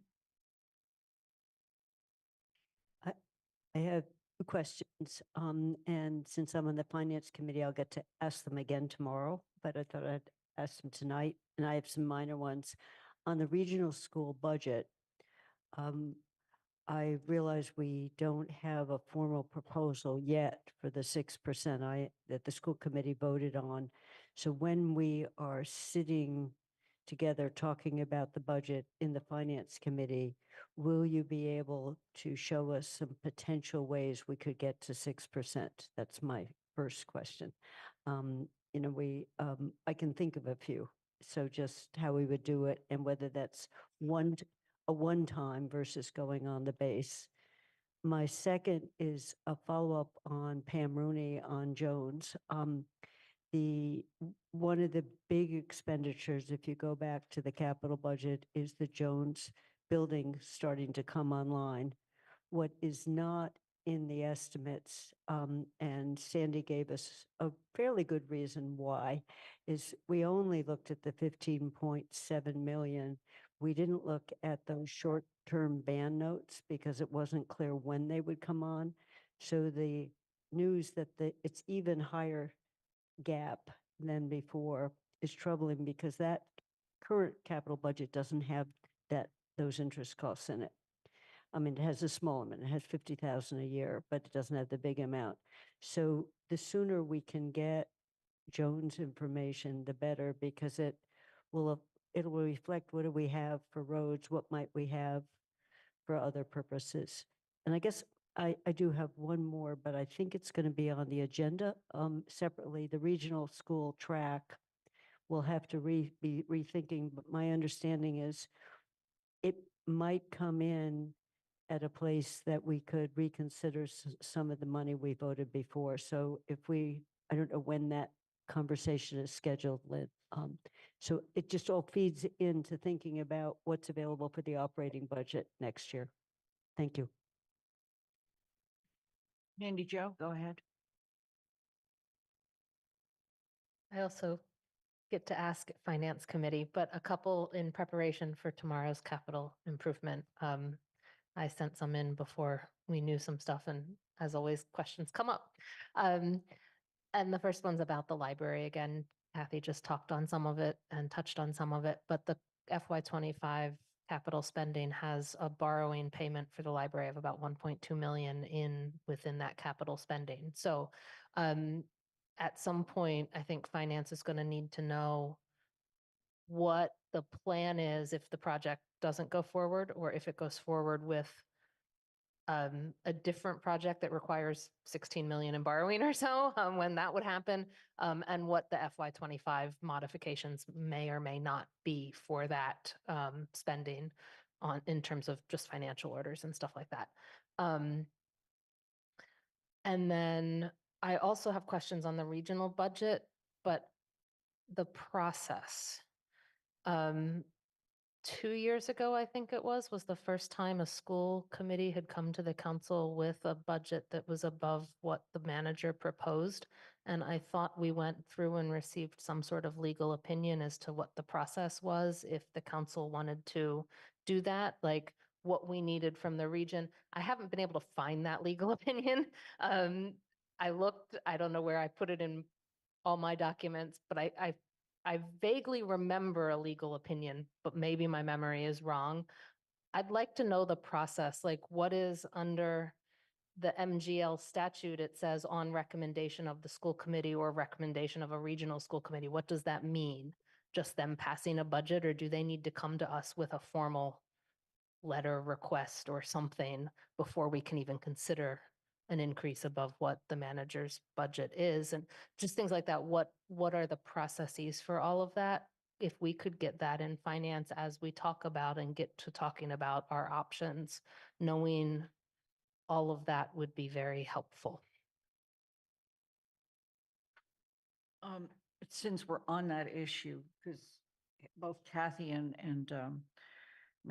Councillor Haneke have mentioned the questioning the process, I've also would like, as we enter into that discussion, to have some sense of where we might find that money. That's what I was trying to ask on it. I might not have been clear, but No, I mean, I had You know, I pointed to one place that if the track comes in between CPA and our special appropriation, less than that, there might be money there. But whatever the town manager can come to the table would be great. I just want to point out that borrowing money that we have to borrow is not real money. So saving money by not borrowing doesn't find money. We have to actually find money. Because I don't think we'll borrow for this. That,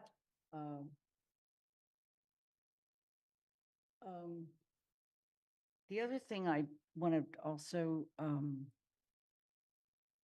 mention is that we have discussed, because of the forecast that Mr. Puller has done, that we probably would have a BCG meeting sometime in the next month or so, because it's really important that people in all of our different parts of government start getting a handle on what this fiscal picture looks like. Jennifer? Yes, thank you. So, just echoing what others have said and a number of the public comments, I mean, recognizing that we have to also look to the shortfall we're facing in the years ahead, I do hope we can find the resources to meet the requests from the school committee for the budget at 6% and, you know, can find the $355,000. And it's terrific that we were able, you know, to look at the increase of only 1% rather than 6% for the retirement expense. But what I'm also wondering is, because I know we're often told, well, we can't really move things between departments, but in both CRES and the police department over this past year, there were a number of unfilled positions. So I'm wondering if money was saved there. And just as we were able to move some funds from the retirement to the regional school budget, if we might be able to look at where we didn't spend all the money that was appropriated in different programs and departments. So every year, large departments have a certain number of vacancies, fire, police, DPW, typically. What happens when there's a vacancy, particularly in public safety, is you still need bodies in those positions to be in the cruisers or the fire engines. And so what you have to tend to do is then bring somebody in on overtime. So and there's always sort of this balance between how many funded positions do you want to have, how many vacancies can you have at any one time, and over the years we've tried to get that right and have the right balance. If there is money turned back at the end of the year, it ends up as free cash, so it doesn't disappear. It goes back to the town's coffers. The town, as most well-run towns do, fully funds all positions, assuming that they'll be filled throughout the year. And then if, again, there are vacancies and you have to bring somebody in on overtime, you have enough money to do that. So I would say overall, I don't see that there's an opportunity for those big departments to move money out of those departments, even if they've had vacancies, because they do tend to use them up.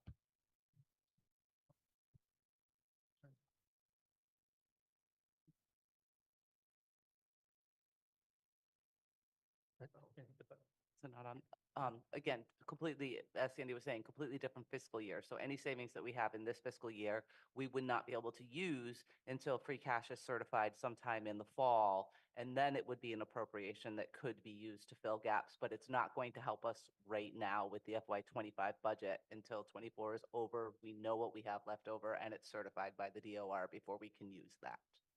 So I suspect there will be free cash.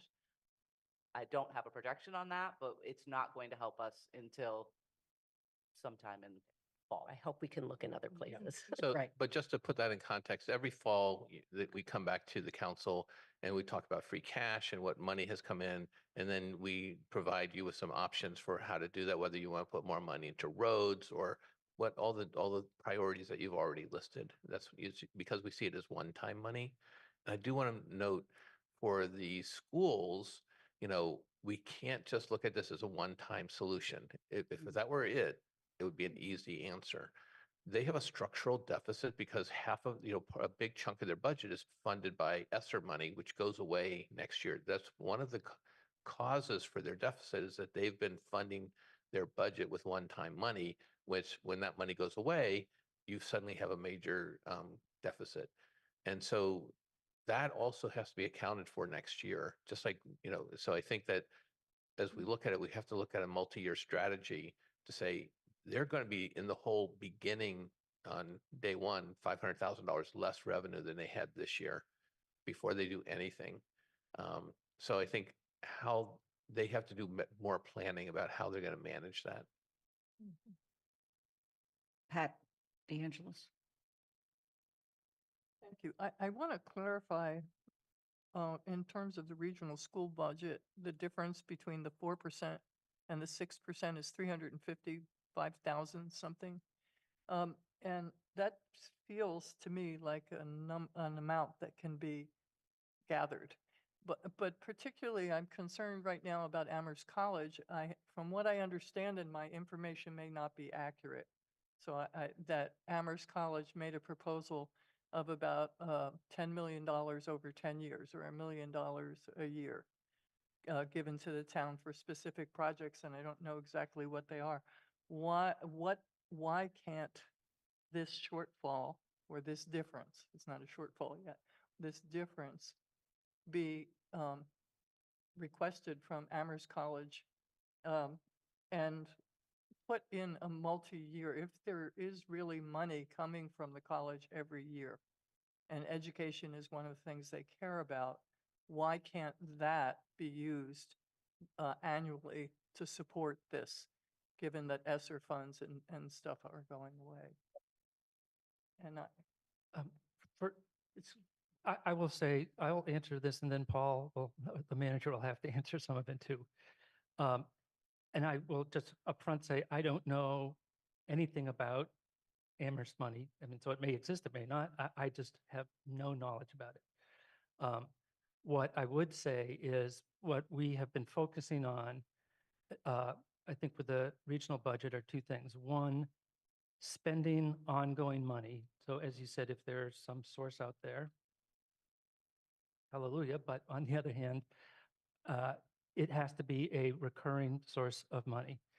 The other thing is, I think the school department, given that it has declining enrollment, needs to explain why its budget is going up more than the town's average annual increase in revenue.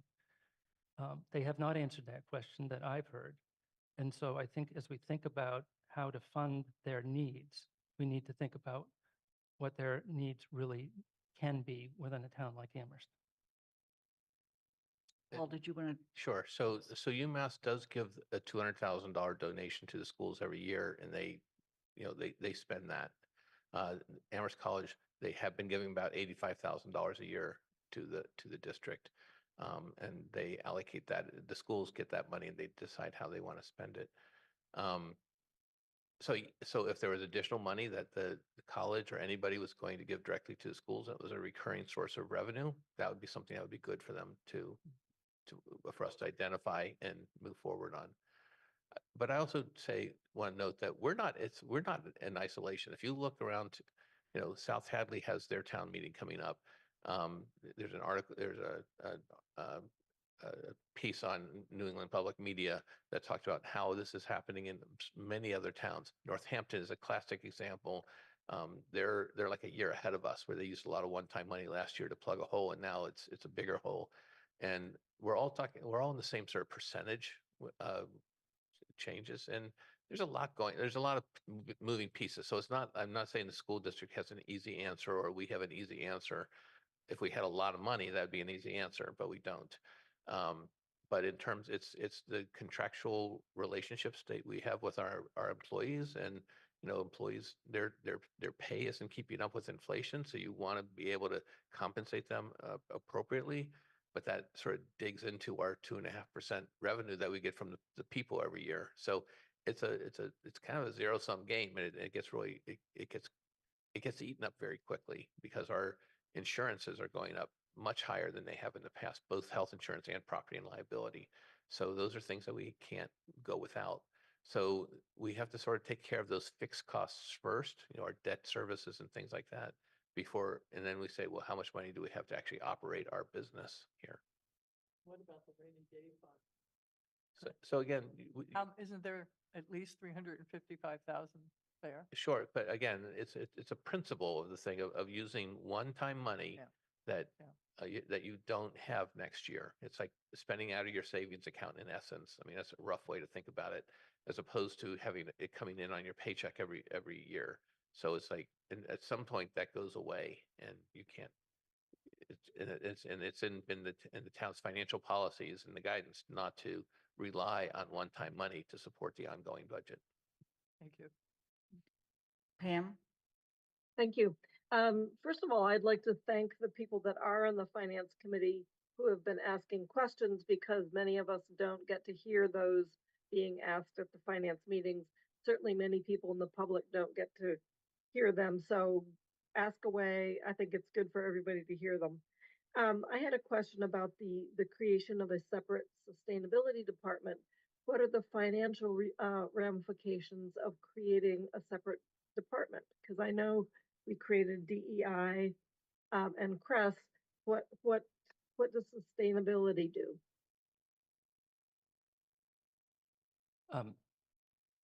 We created a new department on paper, but we didn't give them any more money. We took some of the money from the conservation department that had been there for sustainability and moved it over to sustainability. So we did it on the cheap. The point of that, I think, is since sustainability is one of the major goals for the council, we wanted to have more transparency in our budget. Otherwise, it was sort of in the conservation and development budget. This way you see exactly how much is going into sustainability. So it is also to promote transparency. Okay. Andy? Well, I had a couple of things. One on the schools, and I'm saying this partly from our fellow counselors who haven't been involved in it, because I think the staff has been experiencing this and observing it for a long time, and for the public. But the school question is not new, as long as I can remember. And it's been a lot of years that I've been involved in budgeting, from the old finance committee meeting through select board days and council days. Every year, the school does the budgeting in the same technique, that they start with what will it cost to maintain level services, and then they determine what revenue they get. There's always a gap, and then they make adjustments.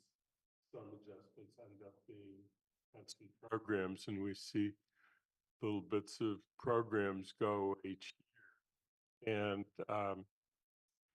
so when we talk about the regional school reality, their costs are rising, as Sandy indicated, at a greater rate than either municipal resources or other departments, other sections of the school. It seems to be particularly in the regional school, and I think that it's sort of as indicated, it's worse this year, partly because we knew that they were using one-time ESSER funds for operations, and that was, we predicted that was going to catch up, and we said, please be prepared, please tell us what you're going to do. And I say we as the finance committee, and we did not get a response to that, and then we're in the position that we're in. Now we're going to have to make some difficult choices of what to do for next year's budget. I don't personally desire crisis, but it is upon us to try and figure out what's going forward, and it is a 4-town process. and the complexity of the law around that, how that four-town process is a little bit more than I think we want to get into tonight. So this is a tough issue, and I was pleased that talking about trying to create some kind of a group that can really look at the issue both on the revenue side and the expenditure side, because I think that we have reached a crisis point, which is evident now. The other thing that I just wanted to mention, I sent this to the town manager, this question previously. When we did the live projections back in 2020, bring with is what was the town's commitment, and how did the town's commitment to Notes Library compare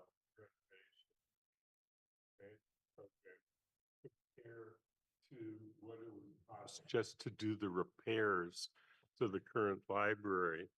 And one of the things that the trustees did was they hired Kuhn Riddle to look at options to address the repair issues if we did not do the renovation project and just did repair of current facilities.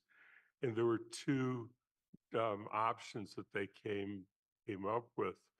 One was, and they were both multi-year, multi-part projects. One totaled $16.8 million, and one was 14.4, which was one of the reasons that the council at that time said that 15.8 million was a reasonable number, considering we would have to spend that up there. So one of the questions that came to my mind as soon as I heard what happened with the bid was that it would be helpful to at least see if there's somebody who can take a look at the Kuhn Riddle work and see how those numbers fare now, because we have to assume that those numbers, the 14.4 and 16.8, the two options that Kuhn Riddle defined at the time, have also increased, and that we get, as part of our report, some understanding of what that is. So I just wanted to share with the rest of the council and the public that I have raised that question, and I'm hoping that we can at some point get an answer to that as part of the whole presentation. So thank you. So, Paul, I want to go back to the fact that at the Four Towns meeting and subsequently in your budget message and tonight, you've mentioned, and I at the Four Towns meeting said, this is a problem we all need to work on together, so that it's not us versus them. It's us working with the schools in a way that clearly demonstrates our valuing education, which we do in our community. So I really, it's disheartening, unfortunately, that you were able to start such a thing when we still had Sean and our former superintendent, and it fell apart. So I want to make sure it doesn't fall apart this time. We don't have a choice. We have to all sit down together and say, what do we want education to look like in Amherst, and how are we going to make it happen? And so I speak only for myself, but I am more than ready to start working on how we're going to make that happen, what that committee needs to look like, how the process is going to happen. Because we can't be sitting here, given what we saw at the regional Four Towns meeting, what next year looks like. I mean, next year is, it's out of control. It isn't a $355,000 solution. It's a much bigger and much tougher solution. And we can't be sitting here next year saying, gee, I wish we had formed that committee. So Whatever it takes, we need to do it fast, and it needs to be clear what that charge will be. Kathy? I'll just echo what you just said, Lynn, but I think it's an intense effort to be rethinking curriculum, rethinking a lot with, and I know we're bringing in a new superintendent, and we're the council and we can't micromanage. I mean, we're not, because we don't have enough information to make those decisions either. I just wanted to supplement what Sandy said about sustainability of breaking it out. We do, along with the person who is in that department, we have a line in the capital budget called sustainability that's real. It's $250,000. And one of the things that's enabled us to do is plan to seek grants. So we sometimes have a matching grant to get more money. I'd like to have the town over time, not right this budget cycle, be thinking of how that could work even more so. I mean, with the one person, if we get the grant money, they've got to figure out how to implement it, but we really need to be talking about both. And there is quite a bit of money on the table now between the state and the federal government to support some projects that are around electrifying and are around solar. So I know our one person is involved in all of them, but just trying to make sure that we don't drive a terrific person out because she is trying to do multiple things all the time. So I think it's terrific what we've done. And I'm just going to, because Andy raised it, I'm going to be sending off my thoughts on the Kuhn Riddle and also how not all that money needs to be town money. There was an elevator in there that did not need to be in the list, and we were told that verbally, and it was $1 million of that cost. So it's real money. So just when we come back, if we switch to a plan B, we better have a real plan B on, the roof, the HVAC system, and let's get it moving. And Paul, I know you can't move on a dime that way. You have to have an engineer or someone come in and tell us what it's going to cost, but being able to think, because we don't want the building to fall apart. So as we move that way, but we're a few weeks away from having to think about that, but not very far. So I just wanted to not let Andy's comment sit like it's the same amount of money. It's not necessarily the same amount of money. Are there any other questions or comments on the budget? We have one other item that's fiscal. I'd like to do it so that people may need a break, but at the same time, I don't want to hold our staff any longer than they need to be. The other item, in fact, is we've already voted to refer. It's the proposed council order FY 2511 and order approving the acceptance of optional tax exemptions for FY 2025. And I believe, is Kim with us even? No. Okay. Sorry, if there are questions about the optional tax exemption, we can take those up at Finance Committee. She's available at that time. Thank you. So with that, I'm going to again thank you all for getting us Yes. started. Yes, thank you very much. And but- I just want to say, Sandy, your apology was much appreciated, but when I opened it on Thursday, I should have called you right away and saying the word list doesn't match the number list. Yeah, thanks. We wish you had, but I just wanted to say thank you from the bottom of my heart to Sandy Pooler, Jen LaFountain, and Athena O'Keefe for supporting me through a very difficult budget process for myself. So thank you very much. Thanks. Great. We are going to take a 10-minute break and then come back and finish the meeting. Please turn off your speakers and your cameras.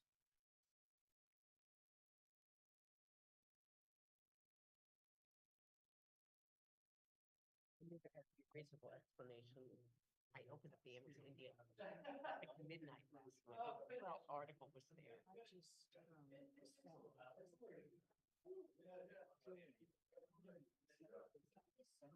Whatever it is you did. Yeah, and none of us have seen it. And then I emailed Paul at like 12:15. you think I'm crazy, but you still see it in the morning. Yeah. But I knew there was an I didn't- explanation. I didn't even catch on to that somehow. No, I didn't catch it in the budget. I hadn't got that deep. But there in the Indy, all the governor was this article. I was like, there's no way this is.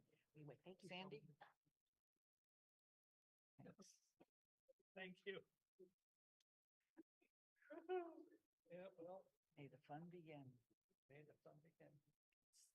This is not. Jennifer, have we met before? I think we met at MMA probably. Okay, all right, Yeah, because there's another Jennifer There Cobb is in another my Jennifer. life, I think somewhere. Oh, is it the one in Northampton? I don't know. It's just, but your name was like, wait a minute, and then I thought like from my youth or something, but maybe not. Where are you from? Grew up in Newton and just lived in the Boston area most of my life, so I don't know. Where'd you go to college? Dartmouth. No, that would. But, no, because I have to say, you looked really familiar to me sitting there. Oh. And then it wasn't until you came up, I was like, oh, that's Sandy. So I don't know. Okay, well. Did we go to summer camp together? Yeah, maybe. Anyway, nice to meet you. It was nice to meet you too. And thank you So for, funny. you really saved If the day. somebody ever comes up to me and says, I've had this happen, says your face is familiar, but the name's wrong, it's because in fact, I have an alias. When I was previously married, I carried my husband's last name and I went by Judy, which is my first name. Oh, that's right, because Lynn's your middle name. You're I kidding. was Judy, that name, and now I'm Lynn Griezmann. And literally, I had somebody come up to me in Washington one time and say, I know you, but the name's not right. I cannot think very of you as funny. a Judy. I Do your know. sisters call you that? No, Oh, you just became no, Lynn, yeah. I dropped it when I moved to Rhode Island, right after I got my dog. Wow, that, I did it. I dropped it then. Yeah, I never felt like a Judy. no, But I Lynn totally never suits did- you. I never did it legally, so I always, legally, I write J. Lynn. Yeah, no, I have seen the J and I've wondered. Yeah. Because my middle name's Lynn, so. Oh, there the you J go. Lynn too. There you go. Now, have you ever met that Yeah. one? My sister-in-law did that and it took me years to get it straight.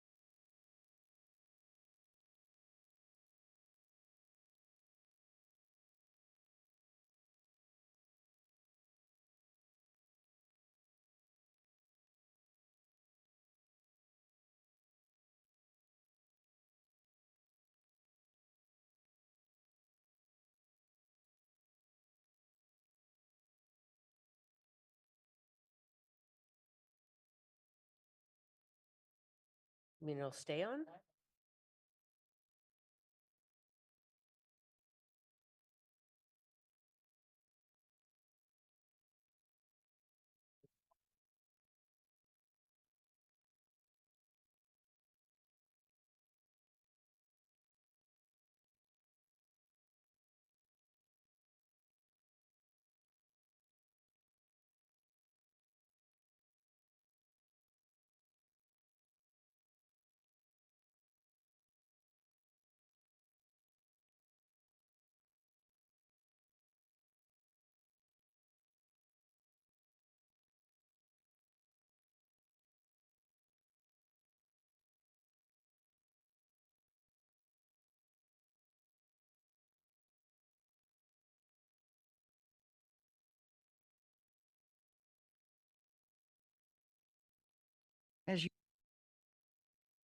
As you return, please turn your video back on, but don't turn your sound on yet.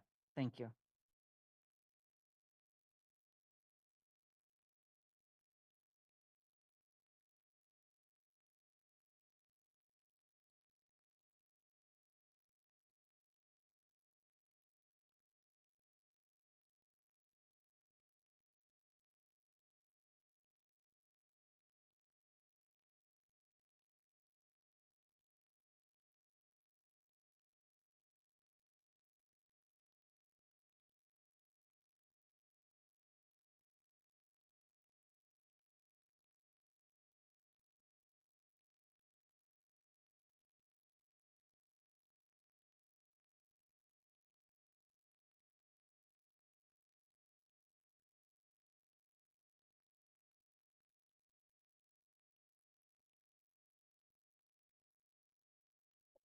Counselor Ette, would you please turn your video on so I know you're back? Thank you. All right, moving right along. We have no appointments tonight. But we are going to go on to committee and liaison reports, although please remember you just gave one last week. So CRC, Pam Rooney and Jennifer Taub. Pam? Thank you. The only reminder is to please reach out to ask people if they're interested in serving on the planning board, and you've seen several iterations of the bulletin board notice, so you should be well armed with the material to share. Thank you. Thank you. Elementary School Building Committee, Kathy and Counselor Walker. We have a meeting coming up on Friday, the 17th of May. And at that point, we'll get the new cost estimates for the 90% drawings. And by the way, these drawings, this is a document that is starting to look like the bid documents. You know, it's that level of detail. So it's pretty exciting, the stage we're in. And that's the 17th. That's the 17th, and we meet at, it's a Friday. 17th is a Friday. We meet at 8:30 in the morning. Okay. So we should, we often don't get the document till just before the meeting in this place. I can't remember when the cost estimates are due back to them. They need to reconcile the two different pieces, but it will be at a minimum presented to us, but we usually get it about the day before, right, Alicia, on this, with a summary and then this big, long cost estimating document. Okay. All right. Thank you. Finance Committee, Bob Hagner. Yeah, as Lynn mentioned, we're going to start with tomorrow's meeting. We're going to start reviewing the budget, and we'll be pretty much every Tuesday and Friday. We'll try not to meet on the 24th, which is just before Memorial Day weekend. That's a Friday, and we intend to do our final recommendation at our meeting on Tuesday, June 4th. For those in the audience, we plan to do this, to review the school budgets on the 14th, Tuesday at 2:00 p.m. And just I want to add to what Bob just said, if any of the counselors have questions on small or large, send them through to Bob and Athena so we can get them to the presenters when they come in. So it's elementary and regional that we'll be doing on that day. And that's Friday, No, that's the 14th. Tuesday, 14th. the 14th. Tuesday, the 14th at Right, 2. thank you. I should know this. I was at. No, I just have it memorized because I took that part of the budget to do questions, but we merge all the questions that any counselor comes up with, so they're looking at a consolidated list. Thank you. GOL, Anna? GOL has not met since the last time that I have given a report. However, we have 5 resolutions and proclamations on our agenda for this week, so we will be busy. Thank you, everyone, for that. We also will be working on the timeline for the Charter Review Committee and the Finance Committee appointments. We've got a couple big things on the horizon too, so we're really trying to tackle that, including the town manager evaluation, the legislative process guide, and as soon as we get it back, the legal recommendation regarding the successor committee charge to AHRA. So those are all coming to us or with us currently, and we're working our way through them as fast as we possibly can, along with everything else that comes up. So thank you, everyone, for your patience with the process. Okay. We're going to do the Jones Library building under the town manager's report, so I'm going to skip that. And except, I think Pam, to confirm you have a meeting tomorrow, right? Okay. Town services and outreach, Andy? Yes, I don't really have much to add to the report from last week. I just want to remind everyone that the 16th, which is our next meeting, we're going to be focusing largely on waste hauler, though not exclusively. And then on the 30th, we're going to be trying to meet with staff from various departments to get a better picture about what the options are on things of speed limits, traffic calming, and other things that that can be done by the town. And for either of those, if you have any questions that you would like us to explore or pose during those conversations, welcome anything that you send along to me as committee chair on those issues. Thank you. Okay. There's no minutes to approve, although we'll have a catch up in 2 weeks, I hope. And so we're going to go on to the town manager's report. Paul submitted a written report of about 13 plus pages. And so, Paul, do you want to give us some highlights and then spend a little time on Jones? Sure, just a handful of things. Just to thank those who were able to come to the North Amherst Library ribbon cutting. It was really a nice, beautiful day, great event, great music. I messed up because I forgot to talk about at the end to do the ribbon cutting. So we had to gather people after the fact to come, let's do that ribbon cutting. So, but it was a terrific day, great people speaking, a big turnout. And thanks to Angela Mills, who put a ton of time into organizing that, and to Donna for supporting it by providing the food and things like that. So, and if you haven't been up there, please make an effort to go up there. It's a beautiful, beautiful, beautiful building. The second thing was the cleanup day, which happened a week ago Saturday, which was again a gorgeous day, and we had a really good turnout. And three rally points: Groff Park, Mill River, and Kendrick Park, and we had counselors at each one to help sort of guide and actually do picking up trash. And that was a terrific thing that we do every year. Lots of football players were out there, patrolling different roads and things like that. Valley Bike, you talked about that when I wasn't here, and you approved it, and that's we have the press release out on that, so that's moving forward. Electricity aggregation has been approved by the Department of Public Utilities. So I've updated you in the town manager report on what's the next step for that. It will go back to the committee. Today, I was invited to be with a very small group with the governor, lieutenant governor, and the secretary of housing and livable communities. They really are focused on housing and breaking down barriers to creating housing. And it was a closed door session, so the press wasn't there until afterwards. And they really were saying, like, what else can we do to create more housing? And we talked a lot, and from my perspective, they had a number of managers and mayors from across the state, probably maybe 10 or so of us that were there. So for us, we talked about the demands placed on our community based on the student housing, the demands for student housing because of our little location of UMass, and and and how it infringes on the recruiting efforts of UMass, Amherst, and Hampshire colleges, because we don't have a wide range of housing, not just affordable housing, but it's also market rate housing. So the administration feels like it's their number one job. It is an economic deterrent in our state, and that we're losing that 24 to 36 age group who are moving out of state because they can't find houses that they can afford to buy. It's an all things, everything on the table. The Lieutenant Governor also said, we're looking at OPM. I said, what does that mean?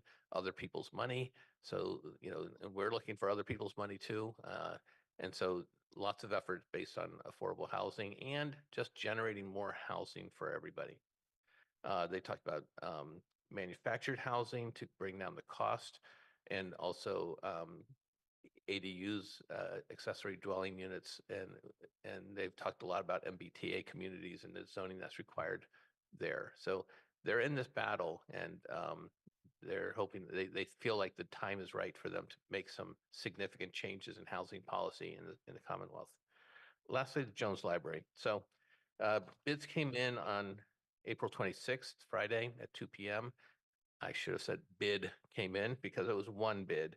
The amount for the bid was 42.742 million. It's about 18% above the cost estimates that we had. One bid is always a bad sign.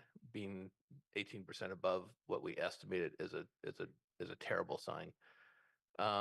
So the owner's project manager, our real OPM, and our architects are working with our capital projects manager and others to sort of sort through what was in the bid, what drove it up so much. And so what are the options available? We're going to talk about them tomorrow with the Jones Library Building Committee. So what's their assessment? What's their analysis of the bids? Can we go out to bid or not? Can we rebid it? Are there ways that we can make changes to it? There's, all these different variables are in play. We have to make a decision by June 10th. So there is a bit of time, but not a lot and ultimately, it's all going to be driven by finances. What are the paths forward? And so I don't have a lot more information than that, except that to say that our consultants have been looking at this bid and talking to people who bid and people who didn't bid and say why not, and trying to understand the market conditions under which this is happening. So we'll, as much as they can share based on their private conversations, we'll talk about at the Jones Library Building Committee meeting tomorrow. It's 5 o'clock, I believe. Is it? Yes. Yeah. So, and then, all these decisions, we've been steadfast, the council has about its contribution, which is $15.8 million. And if it's going to be more money, where does that money come from? And if it's going to be, or else how do we change the project? Are we allowed to change the project under MBLC? So more questions than we have answers. But just to let you know that we are working on it through our consultants primarily, and trying to figure out if this is a go or not. It's an important time because if we say it's a go, then a lot of other things click into place. We had a separate location, a temporary location for the library that they had asked us to sign a lease by last Tuesday. When this bid came in, I did not sign the lease, so I did not want to commit the town to any additional expenses. So that's where we are at this moment in time. And I don't know if I can answer questions, but I'm hoping that I can listen to them. Okay. Questions on anything in the town's manager's report and or the Jones Library update? Bob Hagner. Yeah, Paul, it would be helpful to know whether the difference in the bid, the one bid we received, was due to labor costs or material costs. Because labor costs, there's not much we can do about. Material costs, we might be able to do something about. Yeah, we'll ask that question. I mean, we have had some people look, here's some ways you can save on material. You know, it means redesigning the building. Sometimes it's sourcing your materials from somebody else. And, you know, so those are the things that we have to look into. Yep. Kathy? Just building on Bob's question on the sources of it, I'm also wondering whether I watched and then I went online to look at it, the number of times the questions came up on the bid documents and the number of complete replacements of documents, whether the bidder built in a large premium for uncertainty. Uncertainty either on future change orders because we're not we're asking them to be at risk for it without putting a risk premium into the bidding. So well, I'll stop there, but I do know the 1993 building, what I call the new edition, is now the old new edition, there was a concern that we had cut back too much on some of what the architect had originally wanted in the building. And then we had a construction crew that didn't do everything right and they weren't fully insured. So I'm just wondering how much of a premium was added to hold on to the reputation of the one bid we got. Because we did get it from a good company, but they might have said, you know, there have been too many changes even while we're trying to figure out what to bid. So I know you can't control that, Paul, but there have been more than a number of them in the bidding process of changes. Okay. Jennifer?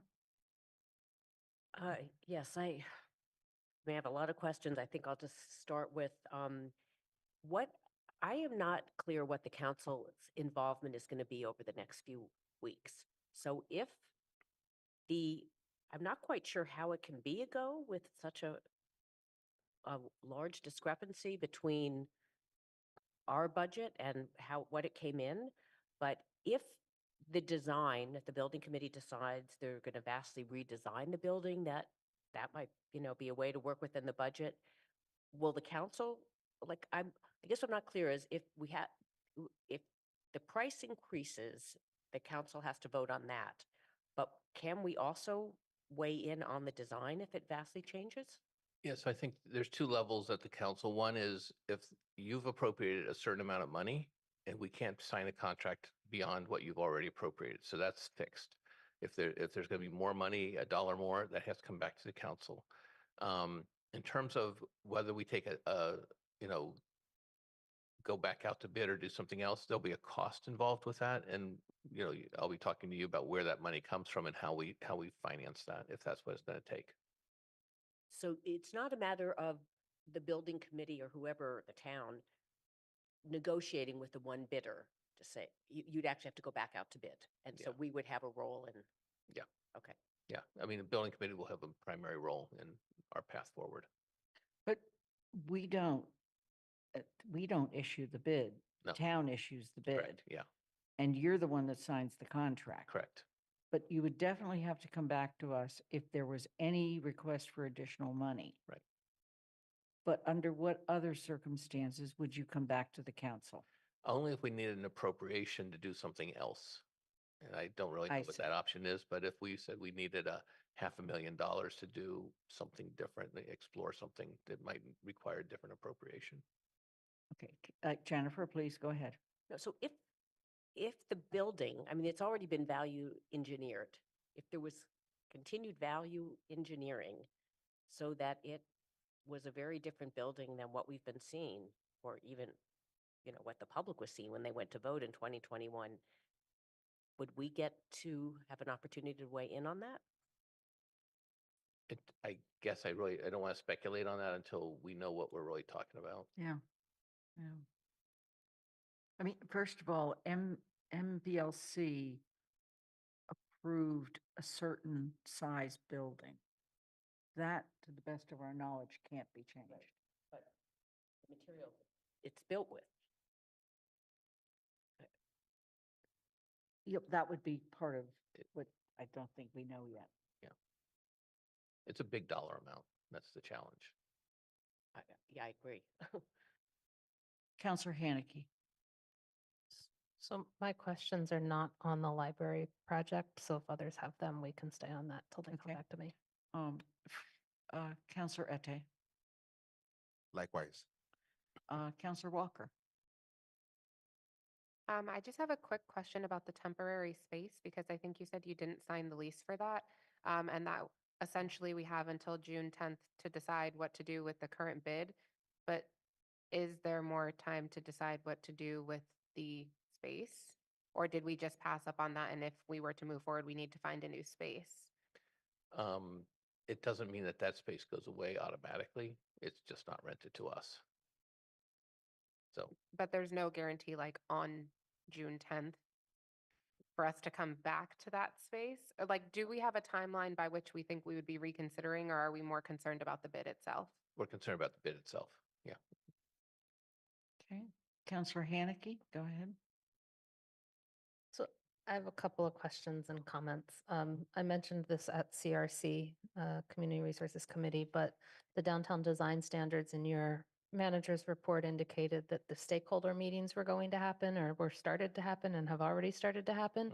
Will CRC be involved in those stakeholder meetings? Because I personally believe they should be, since that push came from this council to begin with. The War Memorial, there was a listening session tonight at 7 p.m. on War Memorial Park. Yep. When will the council be able to weigh in on ideas and plans for that, since it was, will there be another listening session? Will there be other opportunities since it was held concurrent to a council meeting? None of us could go if we wanted to, so please let us know how we are able to weigh in on that. And with that, how does the regional school committee's likely decision not to rotate the track affect the plan for War Memorial or even the fields to begin with on that whole project that already had a plan that required track rotation? And then finally, I was disturbed to see a couple weeks ago that the Community Safety and Social Justice Committee needed to file, a town committee needed to file a formal public records request with the town to get documents and information from the town that logically falls potentially under their own charge. Could you explain why they had to resort to filing a public records request to get information on dispatch calls from Cress? Because that's what was reported in the paper, that they needed to file a formal public records request, and that doesn't seem right. It actually seems very wrong that a town committee that's set to oversee Cress would have to file a public records request against their own town to get documentation related to Cress. Yeah, I don't know the answer to why they did, if they chose to do that without asking the staff person first or not. I just don't know the answer to it, but I can look into that why. Counselor Ete?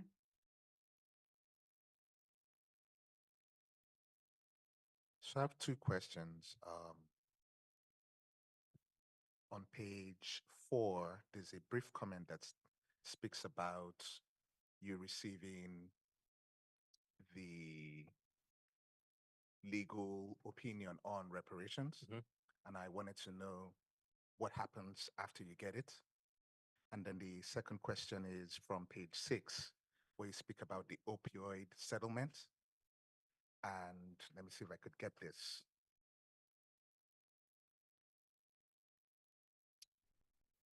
So you, or at least in the report, it's mentioned that you are opting to first collect residents' ideas for the funds. And I wanted to know if you could expand on that.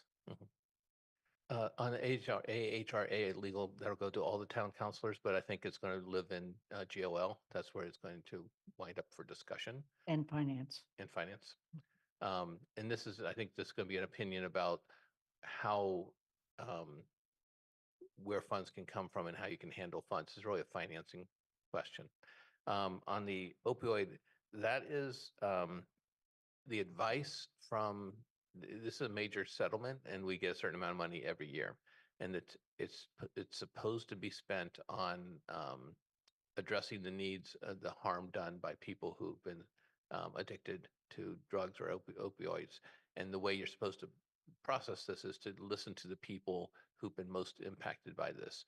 So in our area, there's a lot of little towns that get a little bit of money, and then, you know, Northampton gets a sizable amount. We get a pretty decent amount as well.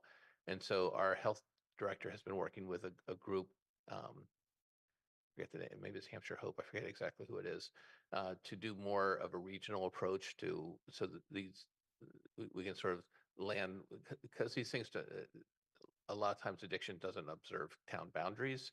And so looking at regional solutions, and that's why they're looking at it as a regional approach. It's still, the funds still come to the town of Amherst and to each individual town.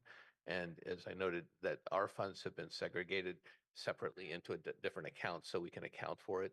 There, and because this was something new, the DOR had to make some additional rulings on how towns could, because it was falling into free cash every year. So ours is set aside in a account that you can actually see, and then it gets appropriated out of there.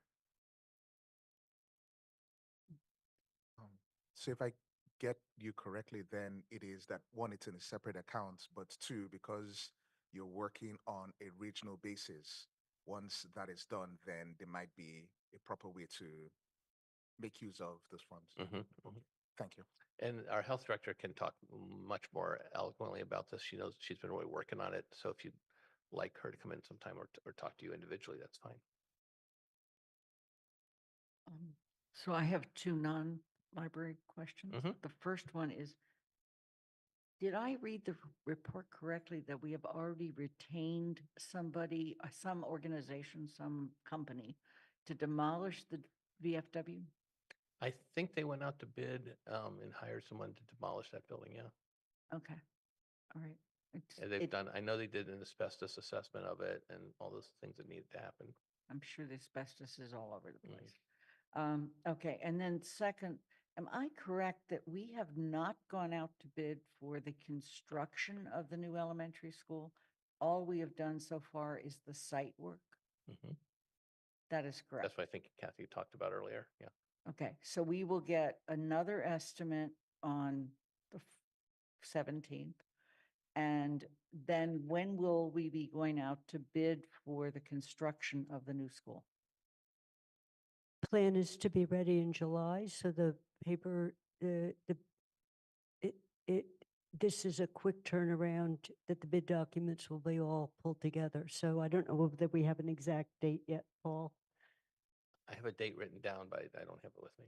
Yeah, I'm just remembering beginning of July, Yeah. you know, and then we do have that in a sheet on a timeline, so I can get that back to everybody. But it's a pretty quick turnaround, which is why this 90% is nearing to be 100% in terms of which window goes where and how thick is it and what's the color of the design around it. I mean, they're starting to be, they are bid specs. Yeah.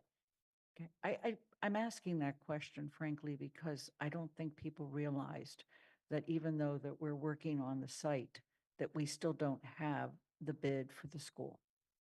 There's a lot of people who think, well, we're No, often. no, that's correct. And so for others who are listening, we, because the site need to be reworked in terms of the footing that the building will be on, there was an early site package. So what's happening is dirt is being taken away and dirt is being brought in. And then there something called aggregate piers, which we were described as, think of a pin cushion, putting a lot of pins in it. And when you put the pins in it, the pin cushion gets really hard. So that becomes a footing for the eventual building that goes on it. But that needed to happen several months before the construction started to allow the whole thing to settle. So the design team, I thought, was brilliant to figure out, just break that out of the other projects so we could go out early on that. So they're more ready to go. Yeah. Okay, great. Thank you. Again, point made. We do not have a final price for the school. Okay, Alicia? I have some questions regarding the Resident Oversight Board.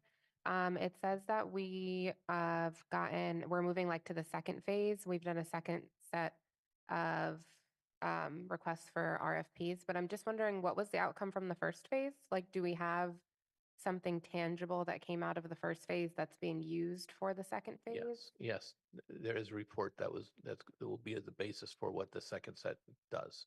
Okay, and is there somewhere that that's accessible? I can find out where that is, sure. Okay, that would be awesome. And then for the second phase, they'll be using that first phase we're moving to implementation. Okay. Yes. And then my next questions were about the Youth Empowerment Fund. I mean, youth empowerment. It just says that ARPA funds have been set aside to support this work, and that there will be additional outreach and assessment of possible sites. I was wondering if you could just elaborate a little bit more on the plan for that. I think the last time I had an update, we had an AmeriCorps person who was working on that, and I didn't ever hear any updates as to what findings or anything was the outcome there. But I know that we were looking at feasibility. And so if we're moving to assessing sites, maybe we had some type of determination. That person didn't work out as well as had been hoped. And so I think what we're looking at doing now is to have two things. One is to look at buildings that we own or that might be available that could serve in that function. Also to have somebody else, an actual contractor, come in, or consultant, to really do the needs assessment. That didn't really get done well with this, our volunteer, or whatever their name was. Yeah. Do we have a timeline for that? I don't have one, but I can get one for you. But it's a good question to ask. Jennifer? A quick question in response to, I appreciate the long write-up on the senior center, but we also got an email today, from a resident, so I just wanted to ask if there was any update on the elevator at the senior center. So there were elevator repair. There's a whole story about elevators and how hard they are to get them fixed, and it's a statewide issue. There are very few elevator companies. They set their own schedule. Getting them under contract has been a challenge. They don't bid on projects, so if you have an elevator in the library, they won't submit bids. They'll just it's a really tight community of businesses, and it's tough. There were people I know last week who were there working on it. I don't know the status of it. I haven't had a chance to follow up with that question, but okay, I'll get an update for you. Kathy? I just looked up the schedule. July 5th is when the bid documents will be out, and bids due back on August 7th. Thank you. You know, the other thing that we've done, and Paul, I don't know the exact schedule, there were a couple, the circuit system and the emergency generator turned out to be on a long back order. So to get ahead of that, we're breaking them out of the package and doing early bidding on them. So it was like an 18-month delay, but it won't delay the school because of the way they've done it. It's a very interesting way they've tried to anticipate delays and avoid them. It's not just interesting, it's impressive, frankly. It's good people. Pat DeAngelis. Something else that's impressive is on page 2 of the town manager's report. And it is about the graduation, the receiving of a master's in public administration from Suffolk University with a 4.0 average of our incredible town clerk, Athena O'Keefe. And I so identify being the first person in my family to have gone through college and also gotten a master's. Kudos, love, everything. Can you Thank believe for it? your Isn't that work. great?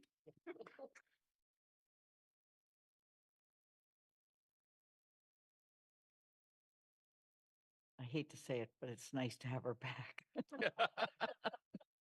Between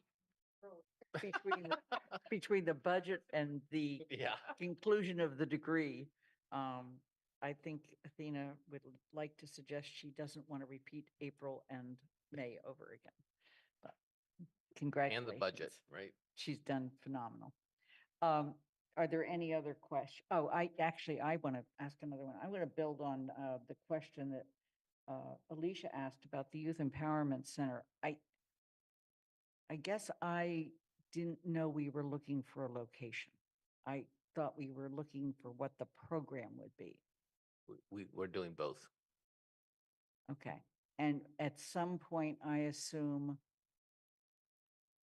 you'll bring back to the council what that's going to look like, what's it going to cost, or whether we have a partner that's going to be doing it, or Yeah. any number of things. Yeah. Because Mhm. the way I believe the motion read was to explore it, not to necessarily. Right. I mean, if it's a program that the town is going to do, there'll be ongoing operating costs that would have to be Absolutely. identified and incorporated somehow into a budget. Thank you. Are there any other questions for the town manager? Okay, just very quickly, on the 20th, we will be voting on Amherst Hills. We also will have people from the Meadows and an update on that. We are checking on another piece of information, and it relates to the questions that Councillor Haneke was asking, and that is the process by which we would have to go through to increase our appropriation for the schools. And there may be a vote we have to take that allows us to then do something a month later. But that's legal stuff we're just trying to clarify. And then I also wanted to, people have been mentioning the school track.